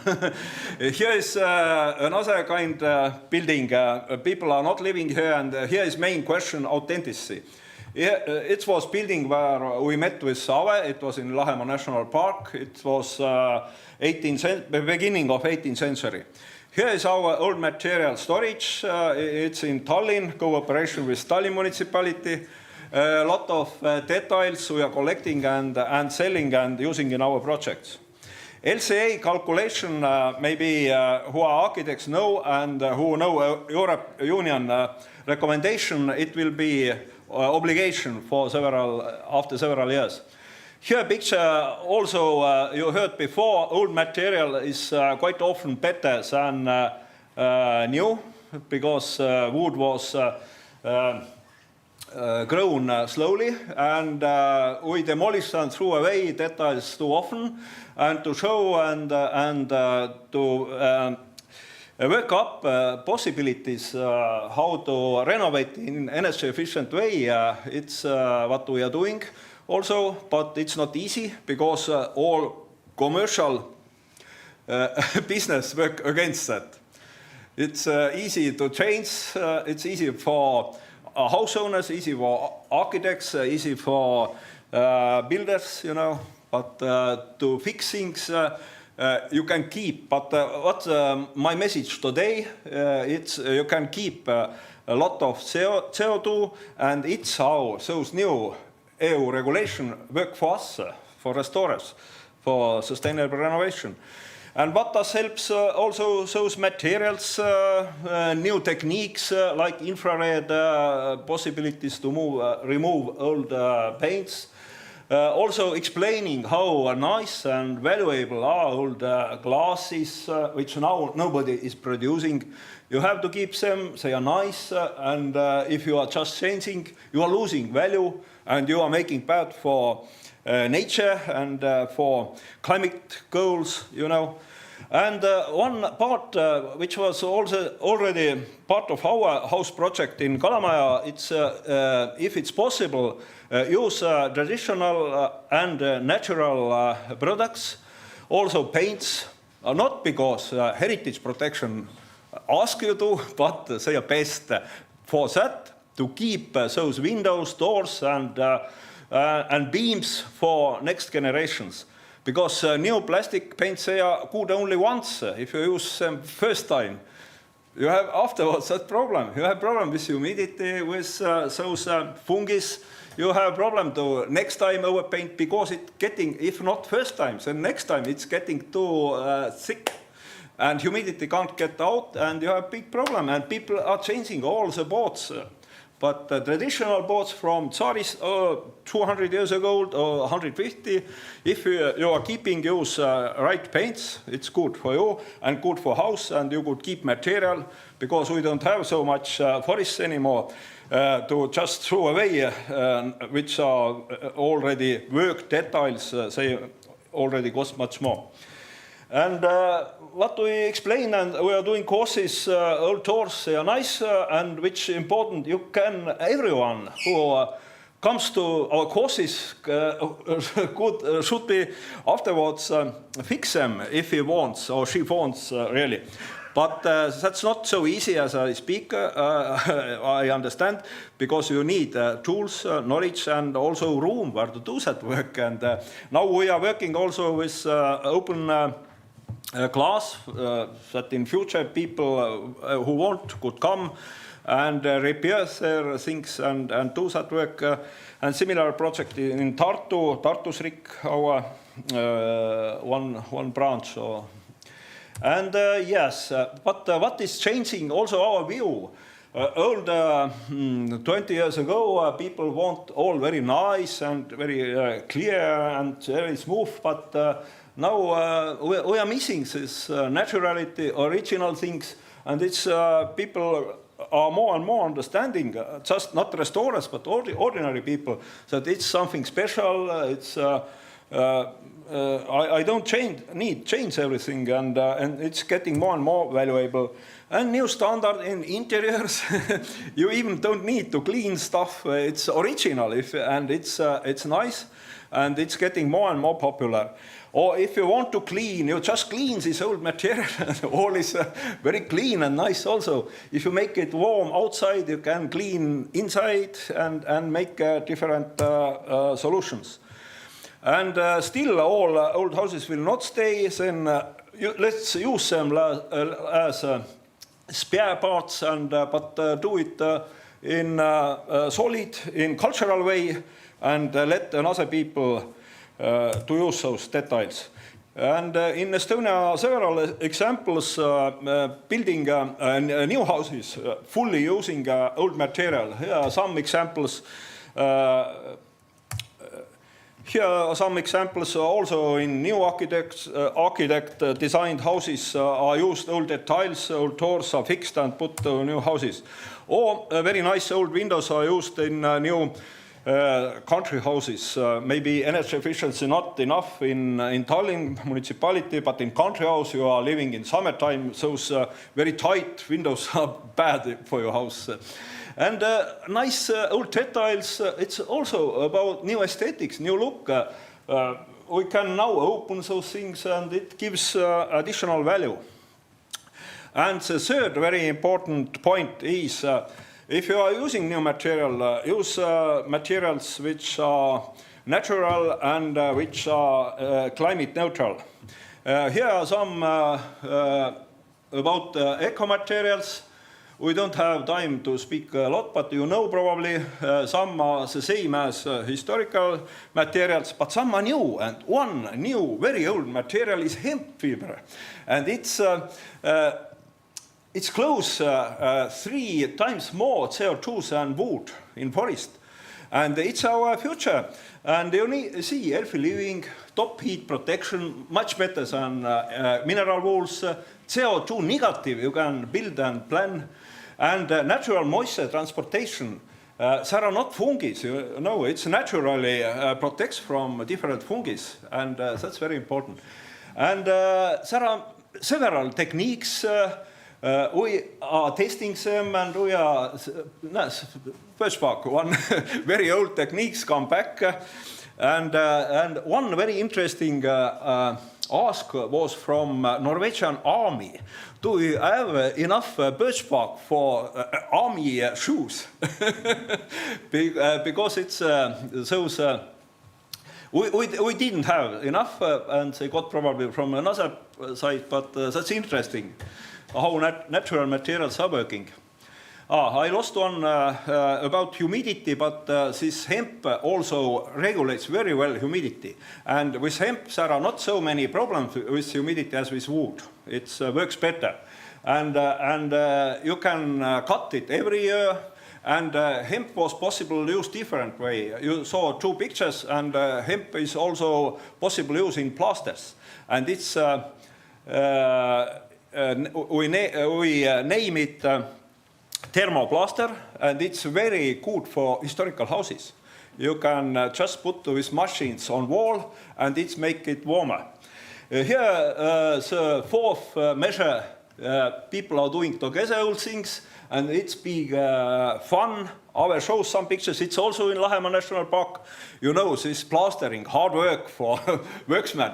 But people did work, and the problem in our workshops, we don't have enough those places to put it. The wall is just so small in big houses. And those workshops, yeah, they are going.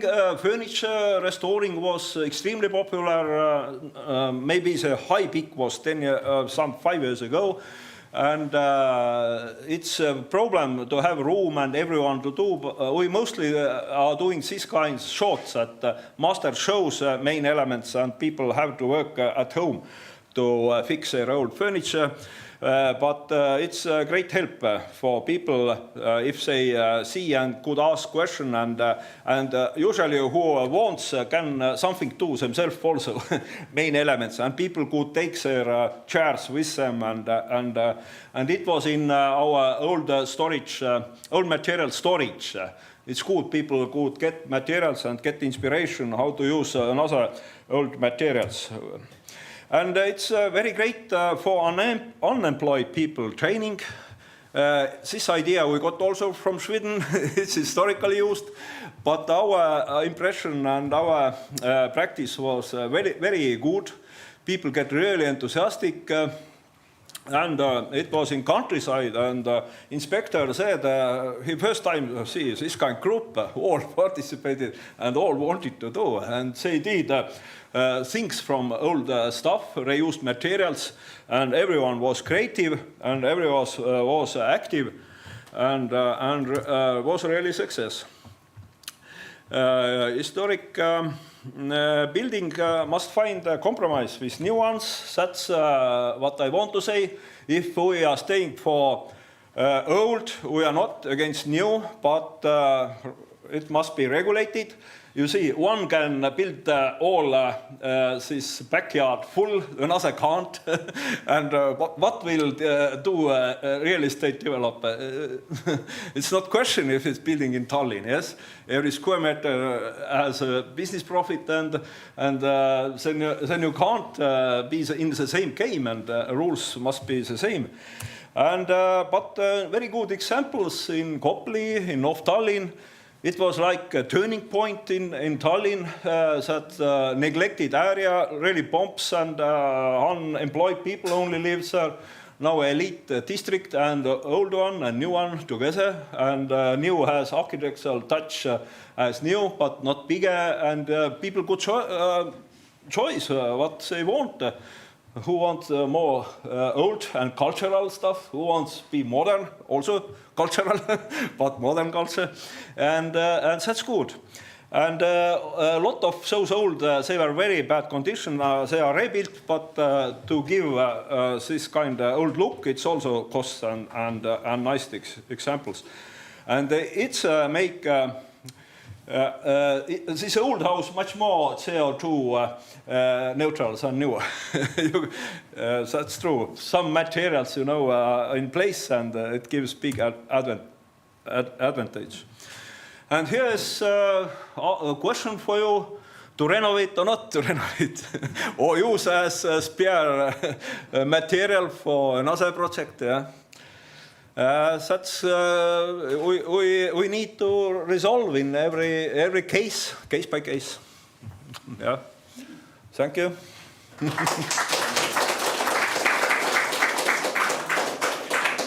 I don't see organizers as I think that now you could ask questions, because Arsten can't say that don't ask.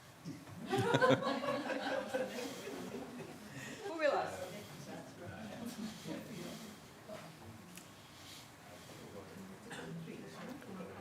Do you have problems with mineral wools and those gypsum plates? We have big problems in Estonia, and natural materials are working much better as they are regulated humidity. That's one question. And they are working capillary activities. That's very important. They bring humidity back inside, which goes want to go winter time out. And we can't say in every case there is problems, but if humidity gets high, natural materials has much bigger working room to deal with this higher humidity. And speaking about humidity, people for houses, and for people, it's a problem to have a too low humidity, of course, you know, had you heard of that? Best humidity 40 until 60% in our climate. Yeah. Thank you so much.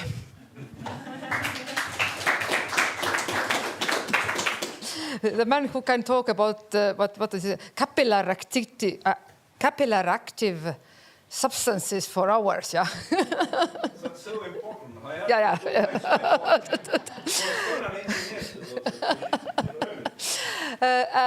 I'm honored to present the next speaker, talking about how people should know and value their own buildings.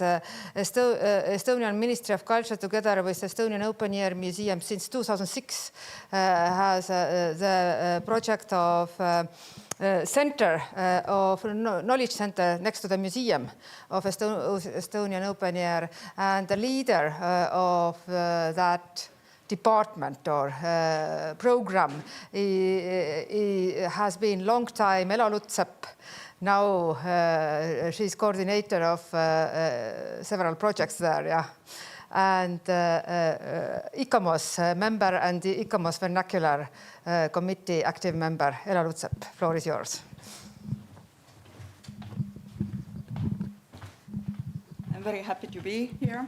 Thank you for inviting, and as every time I have to say to Ave, let's introduce myself. But okay, I'm not anymore the head of the Center of Rural Architecture. In Estonian Open Air Museum, I'm just a senior project manager, but my duty is the same as earlier. And my background is architecture historian.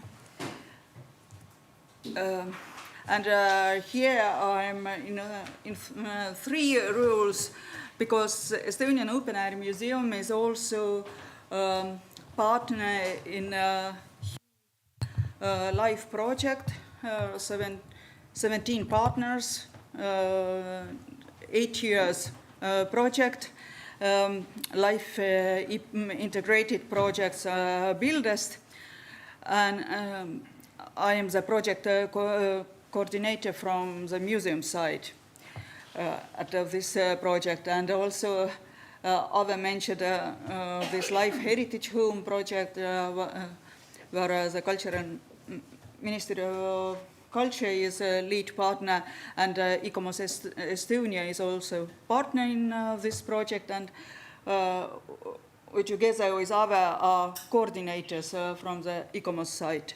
And also I'm in Nordplus project, the Nordic Baltic Network of Engineering, and I'm as expert member in this project.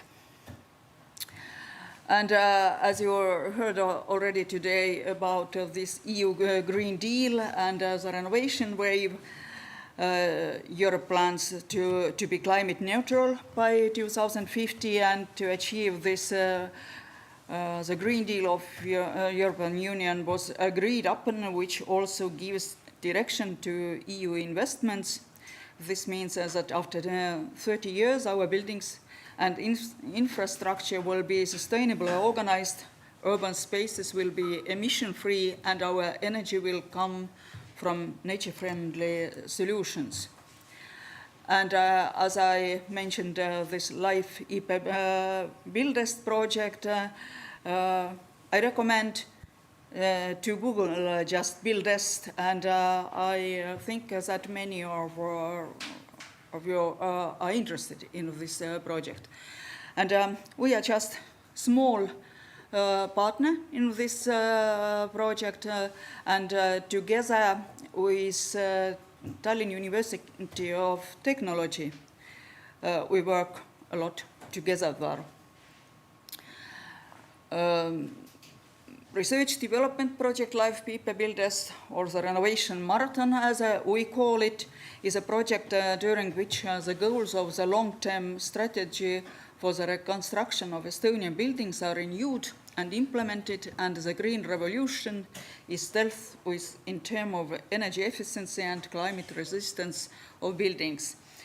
The main goal of the strategy is in Estonia to completely reconstruct the building stock to energy performance class C.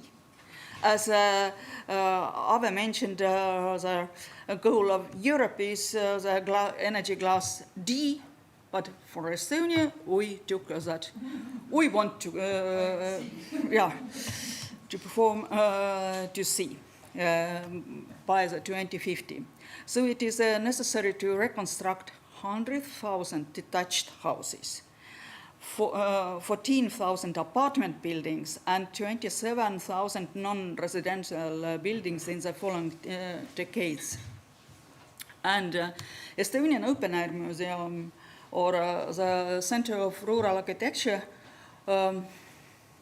we are responsible, we are very small partner, only 1.5 people work in this project, and our response is all these 100,000 detached houses all over Estonia. And when we, Ave mentioned here, protected by houses protected by law in Estonian, then most of Estonians' historically valuable rural architecture, farm buildings, village schools, etc., is not under state protection, or they are not in milieu valuable areas or protected by local municipality, and only small part of them are protected as buildings in national parks. It means that very many old historical buildings are not protected, and this is for us problem. If we tell about the goal energy class C.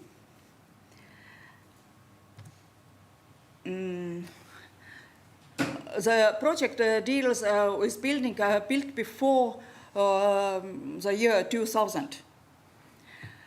And you could see the percentage of these detached houses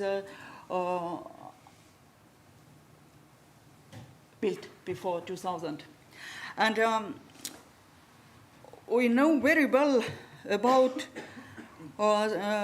how the situation with apartment buildings or state-owned buildings, but we don't know the situation of detached houses or private living houses. And nobody wanted to ask earlier. And the main reason why we wanted to be in this project, we wanted to do research, to do study, and to ask from house owners what they are thinking about renovation wave, energy efficiency, how they value culture, what it means cultural value for them, because nobody asked earlier. And our two main research questions of the study were to determine the renovation capability and readiness of rural private house owners, and to understand the private house owners' perception of cultural values. And we had 5 or 6 different topic groups. questions. And one which was very important was what motivates owners to renovate their homes. You could see here Estonian map. We could 978 answers, and we sent the questionnaire. Not we sent. We had a partnership with the company who asked. We write the questions and analyzed together with them. They sent questionnaires to the yellow touch dots, and we get answers from these black dots. You could see that house owners all over Estonia answered to the questionnaire. According to survey, the primary motivation for renovation rural homes in Estonia is the desire to reduce energy cost. Because in Estonia, we don't have so much wind, we don't have so much sun, we don't have water energy, and our costs of energy is not normal anymore.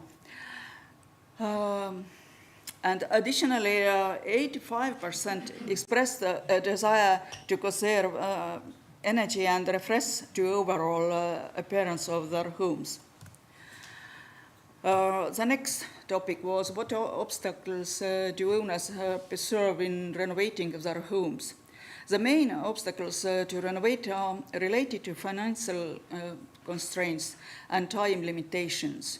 Lack of available funds, renovation is not considered as a non-urgent action, insufficient loan capacity, and limited time were identified as major challenge. About half of rural house owners also believe that they lack the knowledge or skills for renovation. This was very, very important answer to our question. A substantial portion of homeowners rates their awareness of renovation as 5 or below on a 10-point scale. And how do owners preserve their resources for renovating their homes? What would increase their interest and resources for renovation? Given that the primary obstacle to home renovation is perceived as a lack of funds, homeowners believe that comprehensive renovation support would most effectively contribute to the renovation of their homes. This support is seen as crucial by all homeowners, regardless of income. Those homeowners who have owned a house for up to 3 years see greater benefits in renovation support. The general sentiment is that all available support should be maximally utilized. Okay. However, taking a loan for renovation when free funds are lacking is not a popular idea. Among half of homeowners, possibly influenced by the lack of loan capacity typical of rural areas. The prices of rural houses are not anymore so low if you want to buy a house, but if you want to get a loan from the bank, then they say that this house doesn't have any price at all. What role does owners' perception of cultural value play in the renovation decision? Preserving the original architecture is deemed important by 61% of homeowners, those whose houses built before the Soviet era and those not living in their homes year-round prioritize this even more.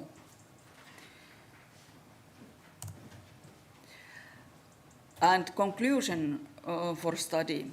Rural homeowners feel relatively uninformed about renovation and express a significant interest in obtaining information. The development of information cards and targeted information events for homeowners is crucial. The Estonian Open Air Museum worked towards raising awareness among homeowners already 17 years. And they could get advisory from Estonian Open Air Museum. We have good partners, and we had as our network of active master builders or architects, engineers, and I'm as coordinator of this network. They send the letter through this webpage, and I find masters as Tarmo, and they could get advice. And of course, I don't show this. We are making exhibitions, publications, seminars for house owners, who are our most biggest target. And of course, we are organizing seminars for specialists. And about Heritage Home project, you already see this slide, and Ave told, we are organizing together at the end of October in Tallinn the conference, Heritage Homes in Green Transition and Renovation Waves. And who are interested in, I write you a postcard. Please ask the postcard when we finish here. Thank you.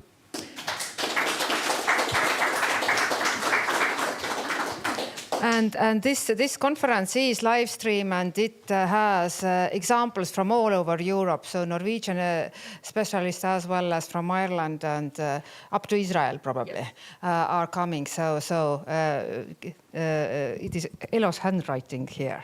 Yeah. So I invited you personally.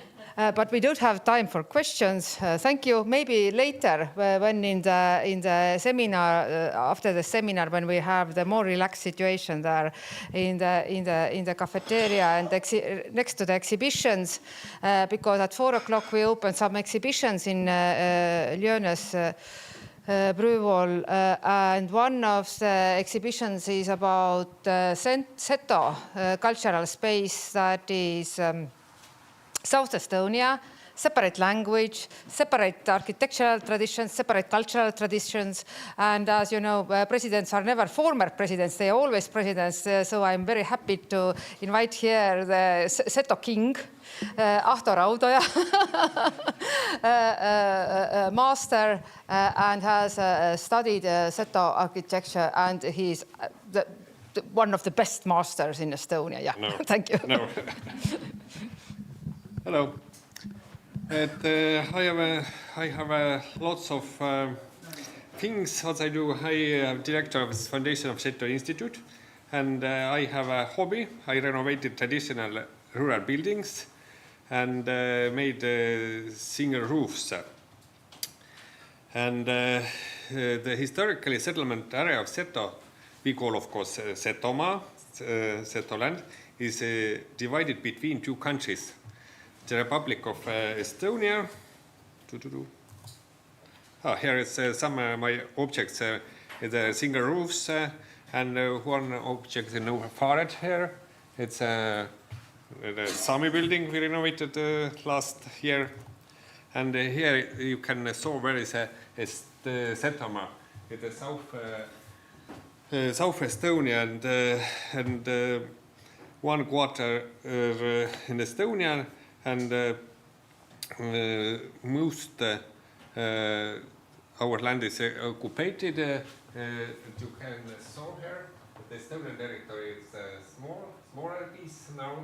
Earlier was bigger, and our capital in Petseri nowadays in Russia, and our center of rural municipality is Värska, the biggest place the Estonian side. With the number of setos about 10,000, and only 2,500 live in the Setomaa. Nowadays, setos are mostly known the Seto Leelo, the polyphonic capital Petseri, and the polyphonic singers, and of course with our Seto Leelo included this list of the incredible cultural heritage of UNESCO. Yeah, of course, our architecture is unique. It's the first what visitors can see. Villages of Setomaa are different from those of Estonia. Our villages are very compact, and some villages along Lake Peipsi, street villages, and it's of course very compact.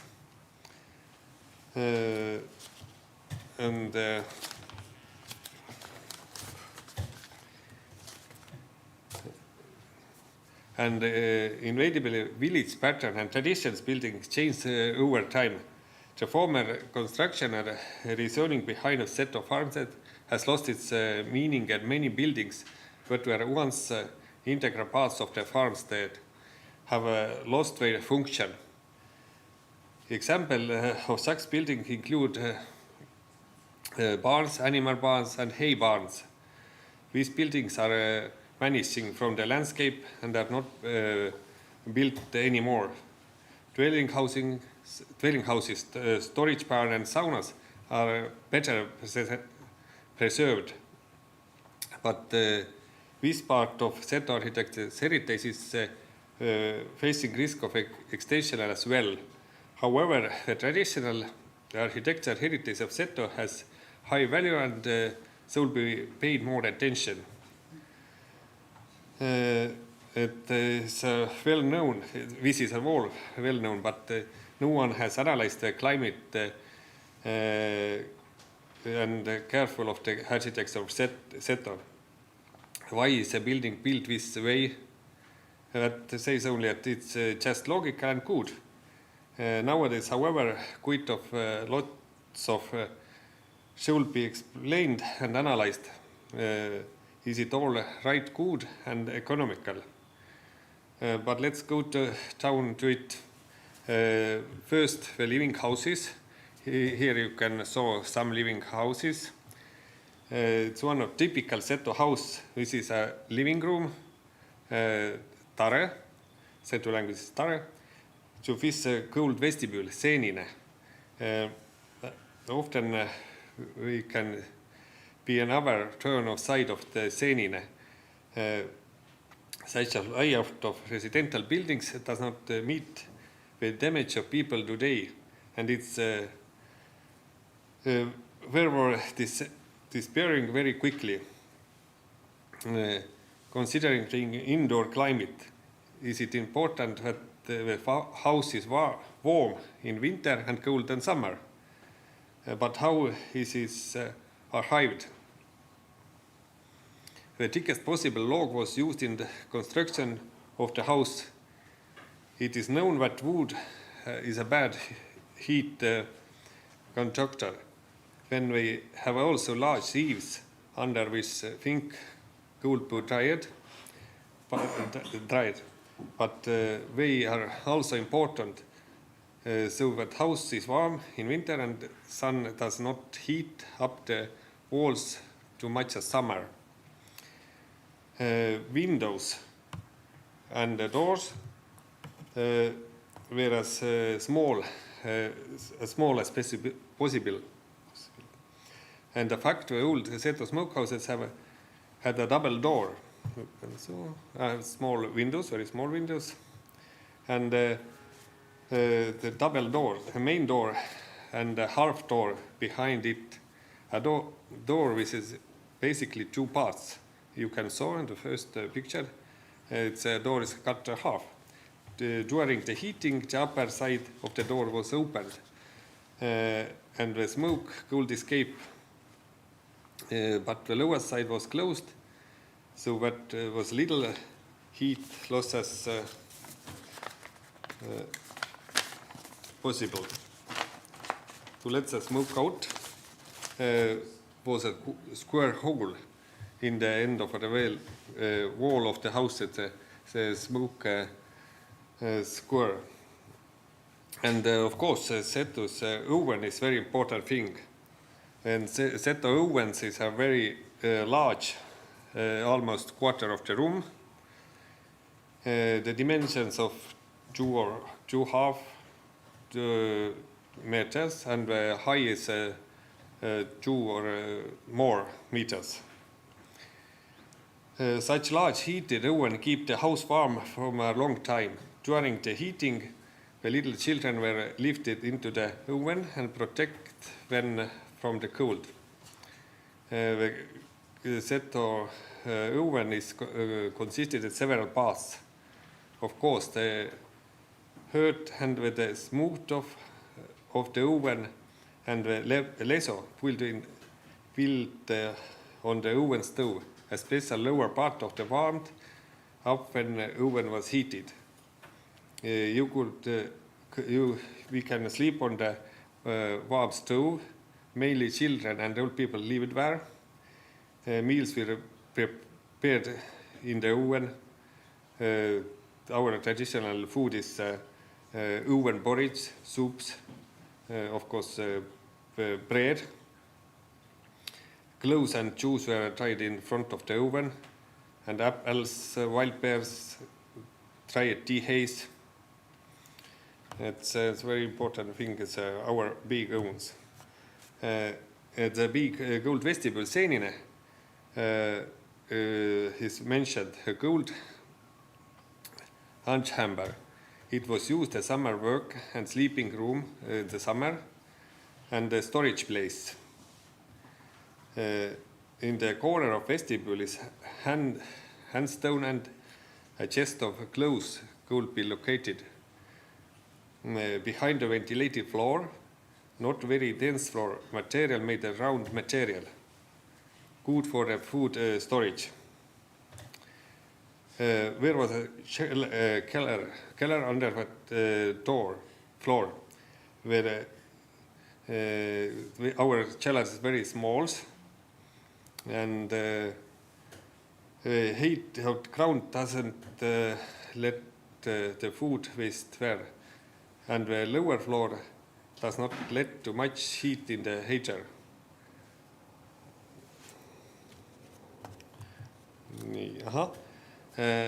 Our cellar is small, but it's very important things as a well. Well is important place to store perishable food stuff in the summer. The wall was mainly used for storing milk in milk containers, where we no freezer or electricity, but it could also keep kept in the cold water next to the well, but it's warmed up faster when well inside. Here you can see our barns.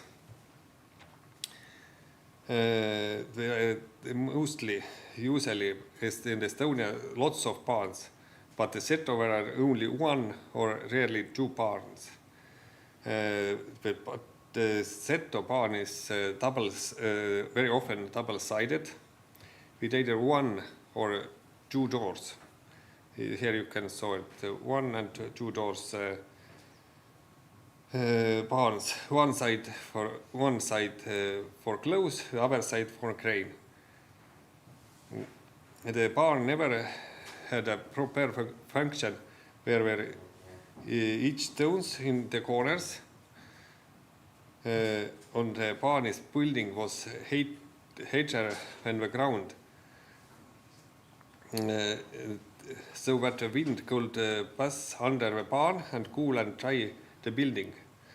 It was important that both food and clothes were dry. And very important things is ethic of the door.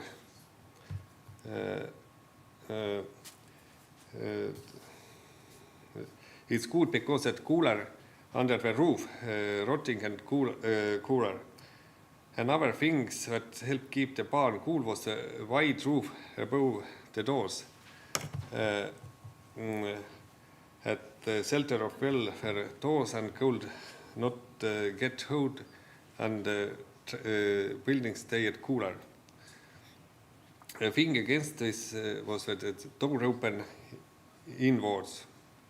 And here you can saw a set of saunas, but probably it's smoke saunas. It's our culture is very important. The place where you washed yourself once a week, often used also to give birth, because it was possible to make hot water there. Traditionally, of course, smoke sauna, meat was also smoked there, and very antiseptic aspect is very important. Compared of the rest of Estonia, there have been lots of smoke saunas in the region also historically as well. Our saunas are very simply buildings. The main room is heated sauna room, more or less square in shape, built horizontal logs, of course. The length only 4 meters, sometimes a little bit longer, but no much. In one corner of main room is a sauna stove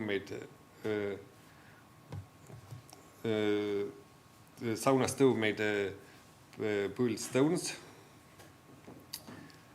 and it's very big, and take heat as a smoke sauna take 4 or 5 hours. There are many climate-friendly aspects, and I think that is a topic called the future dealt with, and the would be good compared with traditional construction of our region. And thanks a lot.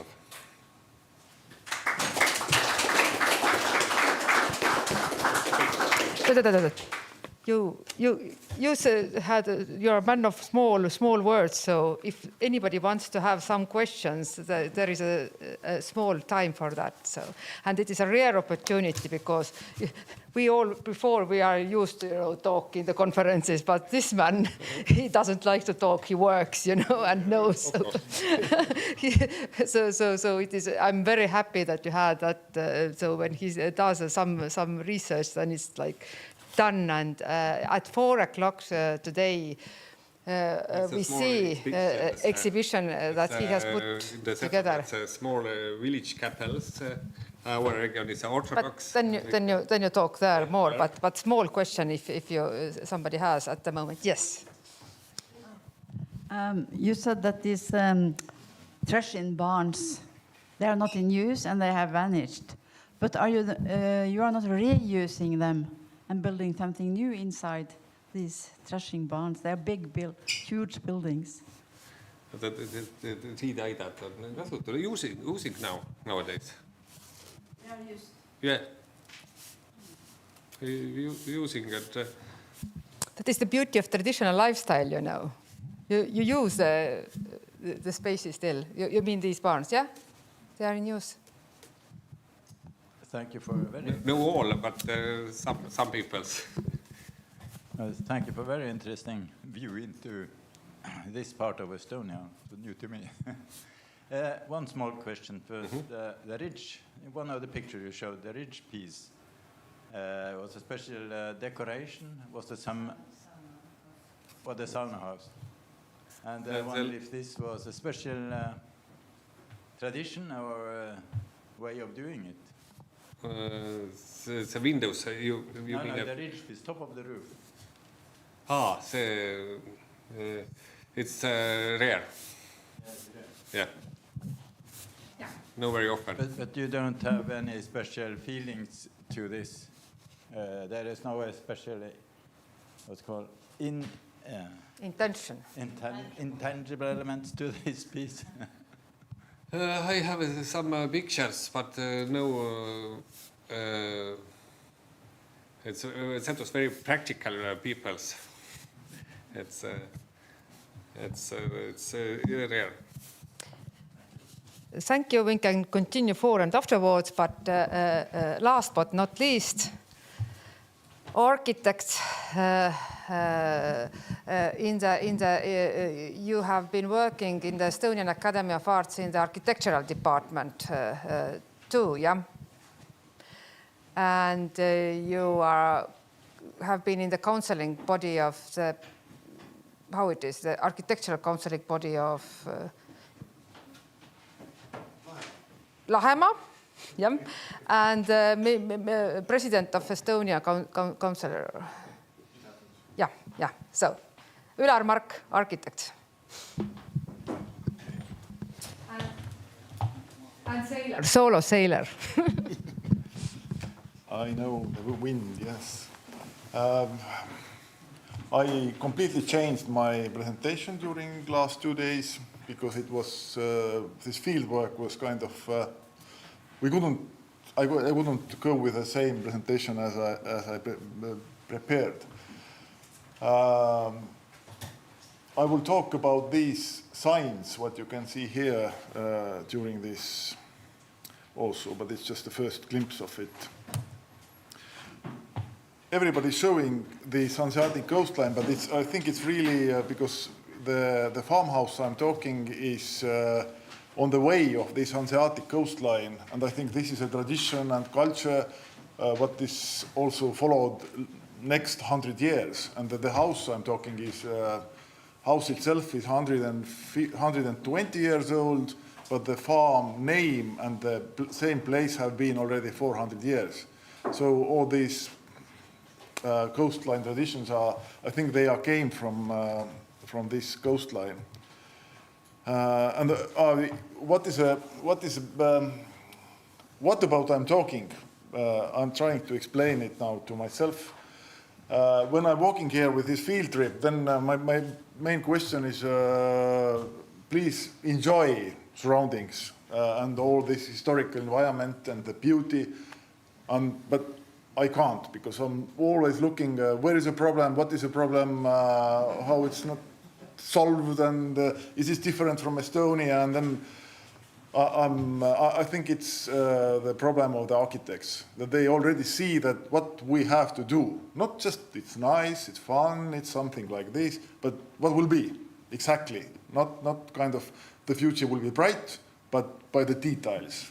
Where will be a nail, where will be a window, whatever, who is living there, why they're living there, who is paying, and etc. So I think, and that's why I'm really confused and think you have to take my lecture as kind of a collage of thoughts. This is Lahemaa already. I saw that the farmhouse I'm talking about is here.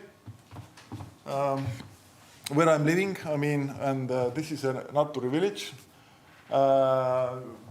This is my farmhouse I'm talking. This is a crazy neighbor I'm talking a little bit. And this is this boat. I was showing a picture of these boat houses. That was, okay. Yeah, this is my house from the sea. And specially made for the wind and snow questions, that everybody have to touch it.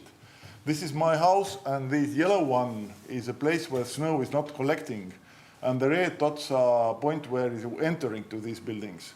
So when the direction of the wind is like this, so when I'm all seeing this snow question, then exactly it happens the same things, that even it's going to where my trees are. Actually, you can enter it because it's one winter was really high snow. It's something like almost 2 meters, 1.6 height here, but it's keep entrance free. That's a funny thing, and it's 2.5 meters to here, but it's keep free on this entrance to the house, and it's not keeping free entrance to the cellar. Okay, that's just fixing the roof, and I made a picture of understanding the house, main house, the cellar, and then behind these trees will be these barns I'm showing and talking.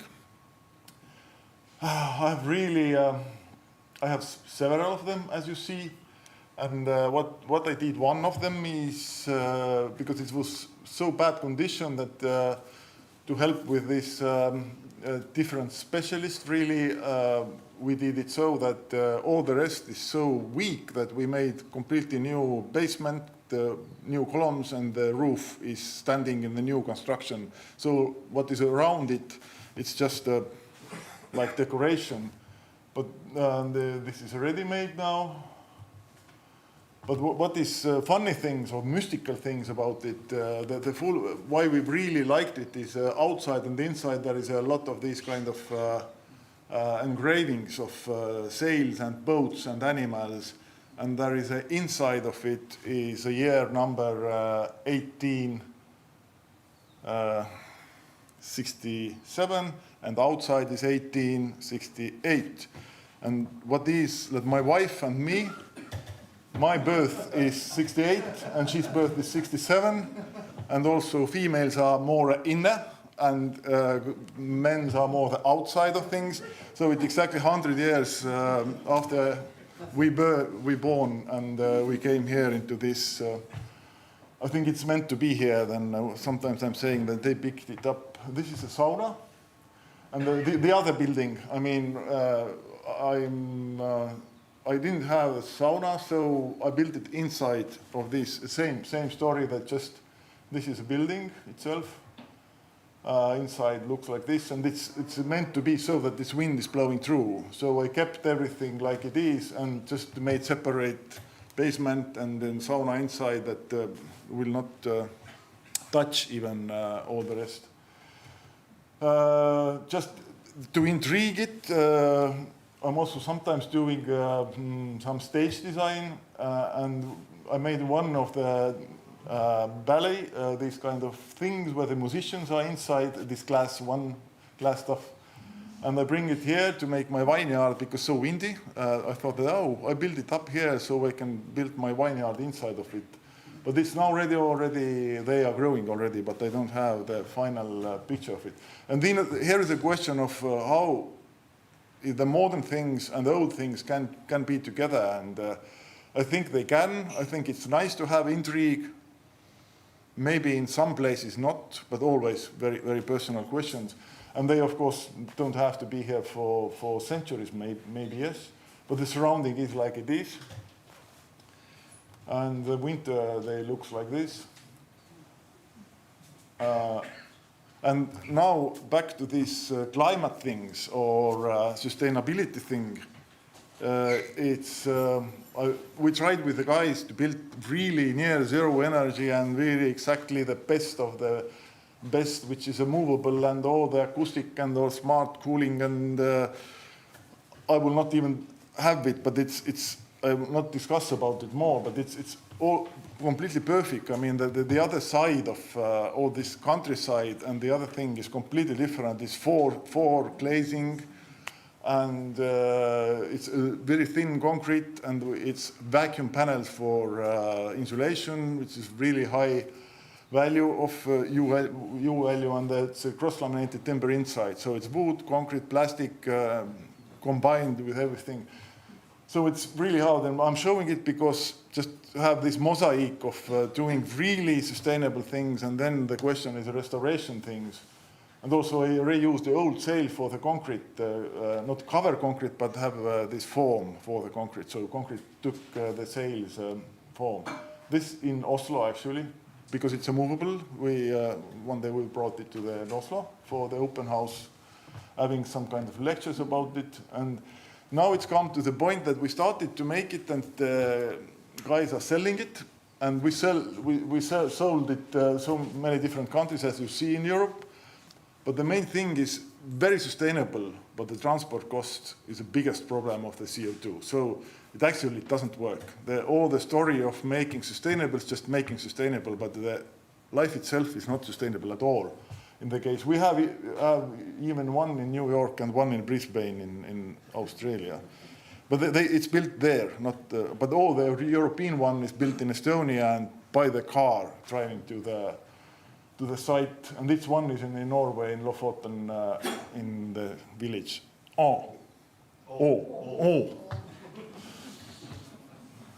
Yeah, you see the dots also here. So, but these are not concrete; these are wooden. Okay, so it's and then. During this making in a factory, these kind of very sustainable buildings, because of the transport cost is the biggest problem, then we started another question, not called 3D printing, not off-site elements, but off-site modular construction. And then to make it sustainable, we thought that microfactories are right things to do, because then the microfactory can be there where is really clients, and they build there, and the microfactory can be collected and to put the other place where you really need it. So, but I'm not stopping it, but it's just, again, it's collage of questions, what is arising in a real field. And plastic, it is really the same thing, but it's at least one unit, which is, we made these row houses, 40 row houses, and we brought it like this from the factory, from this microfactory, and we built it really quickly of these row houses. And one contrast of the jump to the contrast of the modern and actually the historical, it's Estonian National Bank quarter, and they had a problem of connecting these buildings, and they made a competition of connecting these two buildings. But these are listed buildings. All one, except this one. They are all listed and historically very valuable, culturally and architecturally. And there was a competition of it to make it, and the other architects made basically the little kind of old, or trying to keep it very calm and not showing it. And I made these kind of things. I think, again, it's contrast works better than trying to keep the same thing. I like it. But you see then the contrast of it. This old building, you can see it's a closed courtyard. Actually, usually you can't see it. You have to enter. Then back to the village. That's the Natturi 1464 is the first mention. So we had the different, and this is our village guys, and and what we did in a village, actually, the crazy neighbor is the force of it, and the others are just going, oh, okay, yeah, we can do also. But it needs always a leader. So we made a flag out of every farm's sign. And what is strange that I couldn't see here farm signs on the things. That's why I added here what you can see these all signs of the village. Everybody has their own sign. And if you take this, they have signs. For example, here is a sign, here is a sign. So that you go to fishing, then everybody can find their own later, which belongs to. Again, you can, I made it so that I can't see. Oh, here is one. So, and every actually, yes, one is here. This is my farm kind of sign. Again, here you can have a sign there, but I'm going quickly. Just the point of, here is a nice sign, one of the farm. Here is also signs, again, the sign. And then what we did is like, everybody made their own sign of the farm, so that we printed out modern and the same. We printed out every name, and then everybody made their own by hand, this farm sign. But you can see how many different we had. And what the funny thing is that everybody had the sign, but when they married or the wife came to the farm, they could change it a little bit. Some corner different. But basically they are hundreds of years the same one. And you don't have it here, I think, because I couldn't see. You have, okay. We have it very few years ago. Okay, but I saw a lot of things and I look everywhere, there is no signs. I think you can steal it when you don't have signs. Okay, that's it. And then, but with a contradiction, where we're living actually is a very old thing and very old stuff. And then it's coming, the neighbor's son is a chief cook in this Michelin restaurant. So this is a kind of village what we have, like a very old one and then very high kind of tricky things, making, it's a longer story, what muscles here and very special medieval way to do it, but it's another story. These are these boat houses. Only 2 of them are left, and they're just disappearing because it's weather and stuff. These 2 are here, and it's very hard to find a function for them. And one thing is that basically it's my last year harvest because there is no fish anymore in Estonia, at least. I think in Norway you have it, but nobody is fishing anymore because you can sometimes get something. So it's and now it's a part of the question now that the old one and new one, and as an architect I think I would just put the intrigue here that how to use these kind of old things. Maybe the new one can be added to it so that it got some functions or meaning or the point, because we are specialists, but usually I don't think that people are coming and looking these old houses, but when you do something or adding something or using in different ways somehow, maybe it's maybe you find no.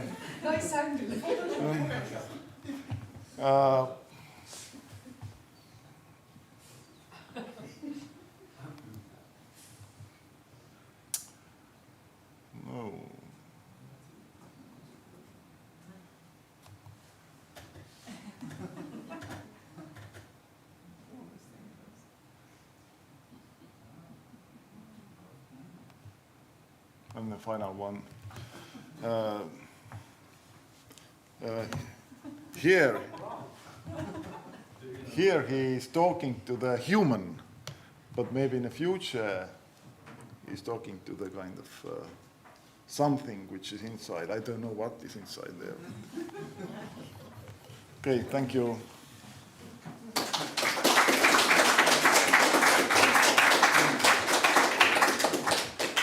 Do you want to say something about family marks? Do you make them? Yes, we have a farm sign on our farm, and we use it. But I think most people have forgotten the sign and don't use it on the. So I think it's a good point that it should be used.